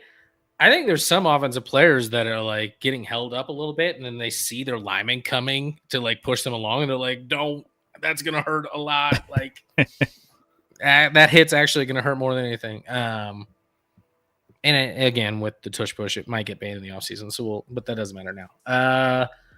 I don't know. I think the Texans defense is good, but they didn't play good on Monday night. You don't have Nico Collins. If I'm a Texans fan, I'm so furious, and I mentioned this in the offseason. The I can't say that word. The lack Of emphasis on the offensive line and caring about that when you have CJ Stroud, high draft pick quarterback, is shocking to me, and it's showing up all the time. The offensive line for the Texans is garbage. Granted, the 49ers don't really have any pass rushers left, so I don't know what that looks like.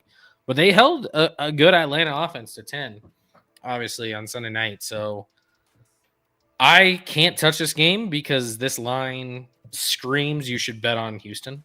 Yeah. Especially with all the money coming in on San Fran. Houston's probably the right side, but I can't bet Houston right now either. So I can't bet it. You have the team total for Houston, but like all of this screams that Houston has to be the right side, and Vegas knows something we don't. It's a trap. Obviously, San Fran's incredibly beat up, but like everyone's like they're playing their backup quarterback. Their backup quarterback is just as good, if not better, than their starting quarterback. So that's a non-issue for me. But all the other injuries are huge for San Fran, but they're still playing good football. So credit to them. We'll see what happens. Everyone in the chat, Ray and Piglet, and think it's going to be an easy win. So maybe it will, but the line doesn't say that. So if you think the Niners are going to roll, go ahead and bet all your money on Houston, on San Fran. Although, if you're in California, I don't think betting's legal. So you'll have to. It's especially legal in California. Just not. It's southern states that are having trouble legalizing it. I don't think California's legalized. Yeah, that's stupid. Do the I don't think you can sport. don't they have? California. Are there I could be Indian wrong. casinos in California? Can you the Indians can do anything, right? Can't you? I don't think there's Native American. No, I don't think so in California. California has casinos. Yeah. So, yeah, I think it's California has casinos. Casinos. You have to travel, so it's not as easy as just hopping on your phone. But if you're that confident, get yourself to a casino, put your life savings in the Niners, and see what happens. Can you do sports betting in it? I feel like Lots of Indian casinos. So I guess they do have Indian casinos. You could do anything at those, right? I mean, because they over the course of their history, they've kind of earned the right to bet on anything they want. They're not regulated because white guilt. White. Oh, Jesus. Yeah. I mean, right? They're like, here, we're sorry. Do whatever you want on the other end. That's how that works, man. They have full reign. They can do whatever the hell they want, Although I don't know, I haven't been to a lot of Indian casinos because they're not here in Colorado. But I don't know if they have sports books or not. Yeah, to be honest. Well, shout out. There's one locally here that has DraftKings. Well, inside the building. Well, locally for okay. Locally for me. But is that I don't know. Either way, hey, shout out to maybe you're close enough to Vegas. Just go to Vegas. Shout out to the Indians out there, all the Native Americans. We love you. All right. I don't gamble, so we get the commercials. DraftKings, yeah. All right, we got the Commander in Chief. Oh wait, I read that wrong. Commanders and Chiefs. We Sorry. had to talk about this game. Jan Daniels is out. There he is. He's in. Look, Yeah, he's in the graphic, but he's out of the game. we're gonna talk. We're gonna talk the Chiefs. Talk all the right? Chiefs, the Commander and Chiefs. Commanders and Chiefs. We have That's a another good time to get a Ray target. Washington visiting Kansas City. We had the line at 10.5 on this graphic. It's since gone up to 11.5. Right I see it at now. 12 now. I saw it at 12.5 somewhere. Yeah, so it's kind of bounced around. People are saying, all right, 11.5, 12.5, and then bets back down to 11. So it's kind of fluctuated You're a little probably bit. questioning where I found it at, Chris. Probably. I took a picture of it. Just in case you wanted Just to- in case I called you out again. Kansas City, 11.5 point favorites. Obviously, big resurgence for Kansas City over the last couple of weeks with their offense as well. A lot of offense resurgence in a lot of teams. Minus 820 on the money line. Commanders plus 570, over under 46.5. So, Scotty, your boys on the upswing here, looking good over the last couple weeks, shutting out the Raiders. By the way, coming back from an amazing Raiders game, how was the experience at Kansas City with your boy? Nothing like getting to share a game for the first time with my oldest son. So his first NFL game in Kansas City, obviously not a bad one to be with, not a lot of drama in it, but a lot of happy times with the Chiefs. So he loved it. We had a great time. I have no complaints. It was great. Glad we were able to do it, and hope it's as important of a memory for him as it will be for me. So There you It was go. awesome. Love it. You get to see Patty Mahomes. I'm here. Yeah. I'm here. Easier here. that is not him. Of course it is. No, He's here. No. He, I don't yeah. know whose voice that was, but that was someone. Patrick Mahomes. I'm here. No shot. No shot. Now he said that to Max Crosby in a game yeah. where they went helmet to helmet, but that is not the clip. I'm here. Yeah. Well, we're here talking about it. So how do you feel about your boys against Washington this week? I mean, obviously Washington's very beat up, and Casey's pretty darn healthy.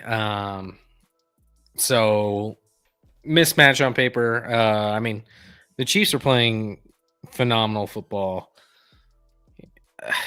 I know it was the Raiders, but like the Raiders, haven't got blown their door. I mean, they got blown out by the Colts as well, but they haven't looked that. I mean, that is one of the most dominating performances you've ever seen in a football game, Chris. The Chiefs had as many first downs as the Raiders ran plays in that game. That was the fewest plays run by an offense. They ran 30 plays, the Raiders did in that game. It's the fewest by an offense in a game going back to at least 2002, because I don't know if they had numbers before that tracking it. So it was a dominating performance. The Chiefs are over the moon. They got Rice back. My son got a Rice jersey. So he's all in on Rashi. Everyone be like, "Oh, I can't believe you had him get it." Shut up. People make mistakes and do dumb things, but he's a good player. And seems to be a good guy that just made a young kid stupid mistake, and hopefully he's learned from it. But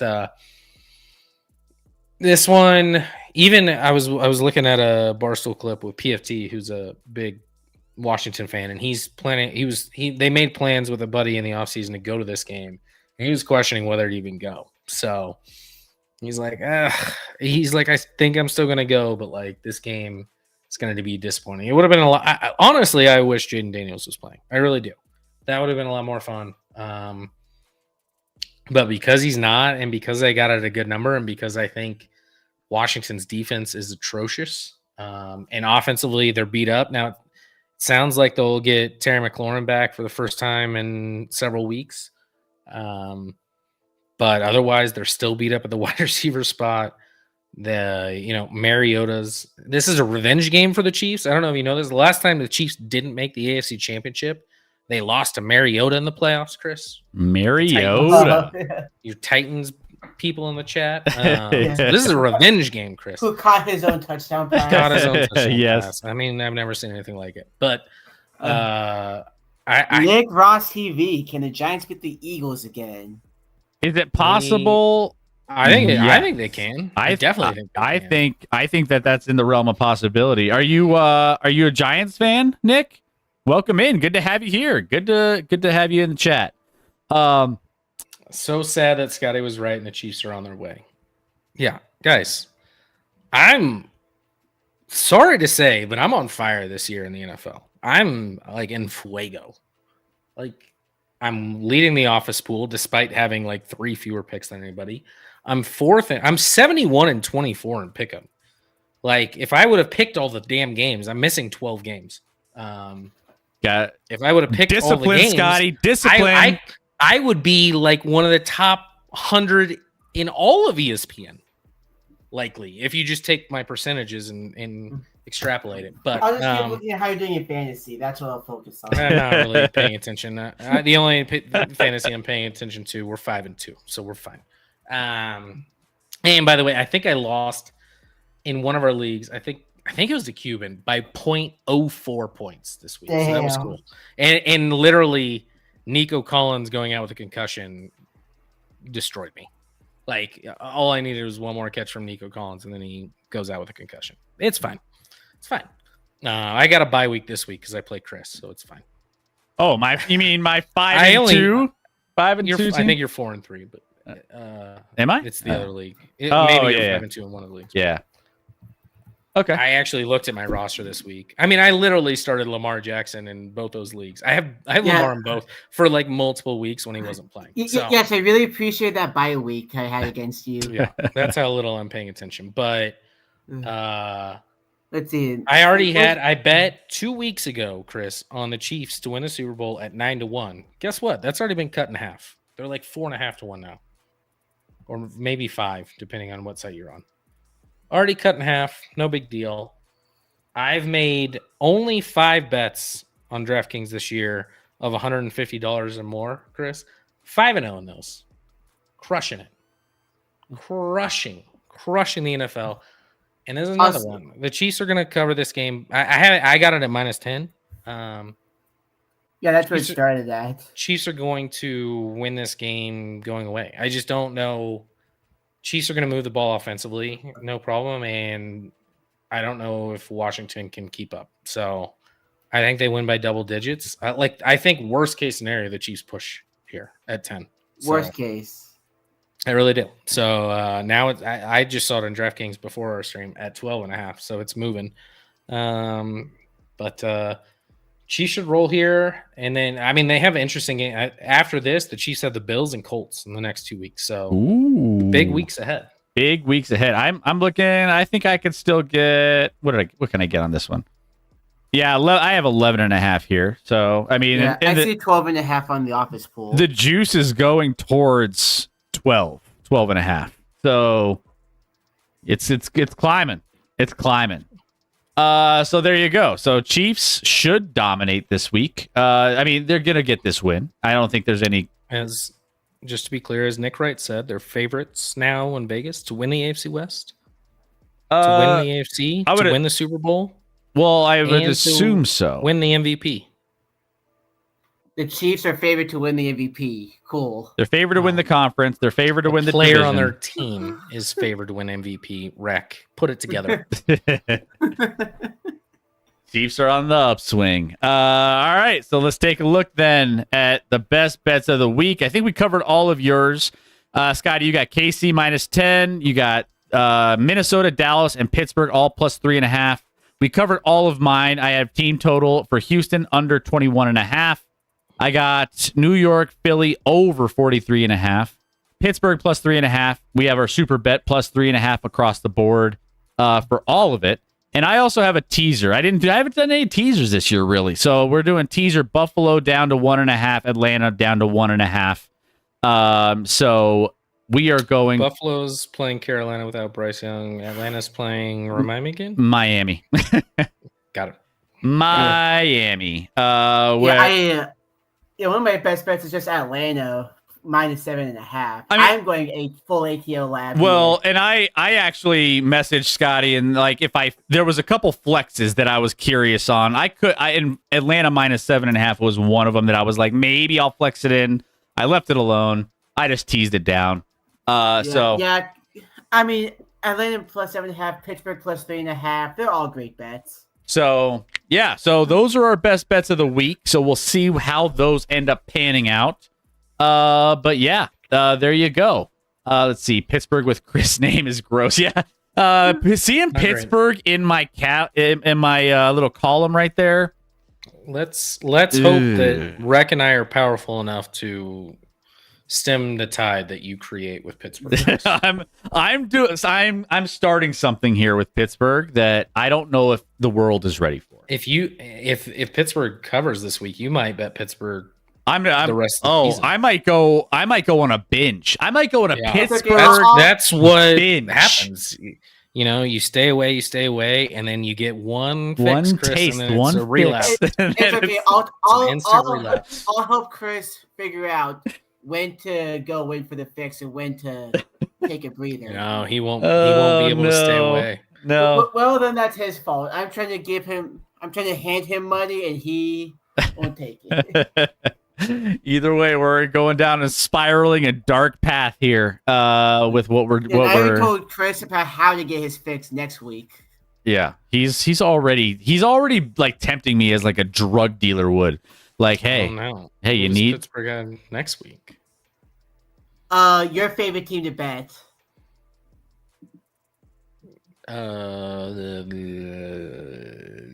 Not Atlanta.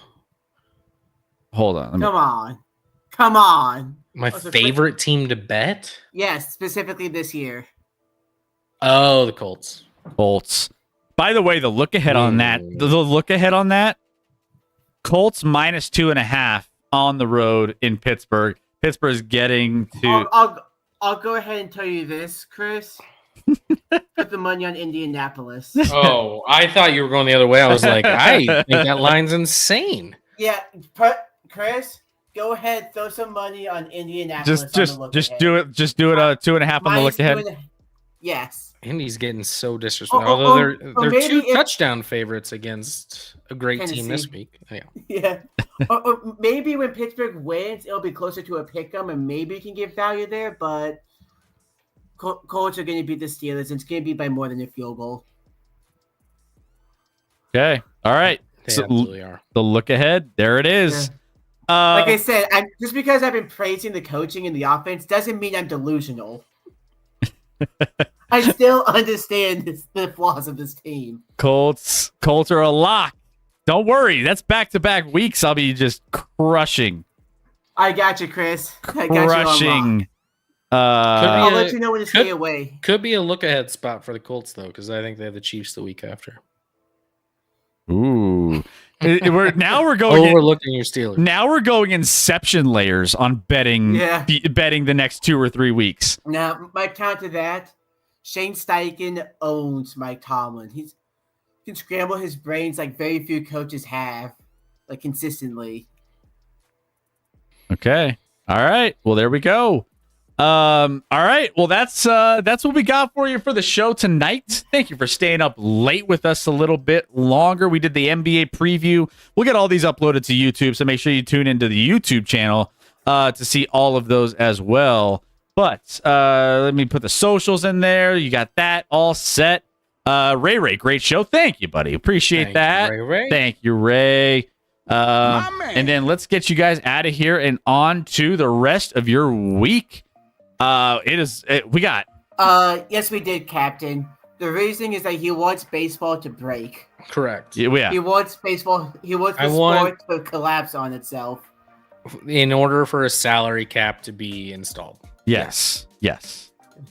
And the Dodgers winning is the only way to make that happen. Unfortunately, we'll probably still have the Dodgers finding a way to circumvent the cap legally and still winning shitload championships. Stop allowing people to delay their payments 10 years down the road. The NHL just got rid of the LTIR loophole for the cap. They just now got rid of that. play by some rules, guys. And That's let's right. Let's fix baseball together, and let's all cheer for the It, Dodgers. as long as Rob Manfred is the commissioner, baseball will never be fixed. So we have to wait until 2029. I think Rob Manfred absolutely wants a salary cap. Is he strong enough to do it? I don't know. Oh, he definitely does. Because remember, he went to the Phillies clubhouse, and Bryce Harper told him Wow. to fuck off. No. Well, speaking of assholes, Bryce Harper's an asshole. Oh, he's definitely an asshole, but he's a little bit less of like a toxic one, at least. Yeah. Yeah, he was really toxic in his first few years. He's settled down. Sean Payton can learn a thing or two. It's too late for Sean. Meanwhile, Scotty, tomorrow night, Thursday night, we have our first Nuggets game, nationally televised game. That's coming down the Warriors. pipeline. I mean, I would appreciate not playing the Warriors after a warm-up game for them, but here we are. Either way, I feel like we're in a good spot, but I'm gonna be glued to that game because basketball is back, and I can't wait. So we'll be checking that out tomorrow. Find us in the Discord. By the way, Cuban wants to get together with us here soon, and we'll catch a Nuggets game or something. Cool. So we'll have to do that. Let's do it. But Chairman says, "Go Lions, go Pistons, go Wings." Good night. All right. Well, there you go. We are gonna rate out.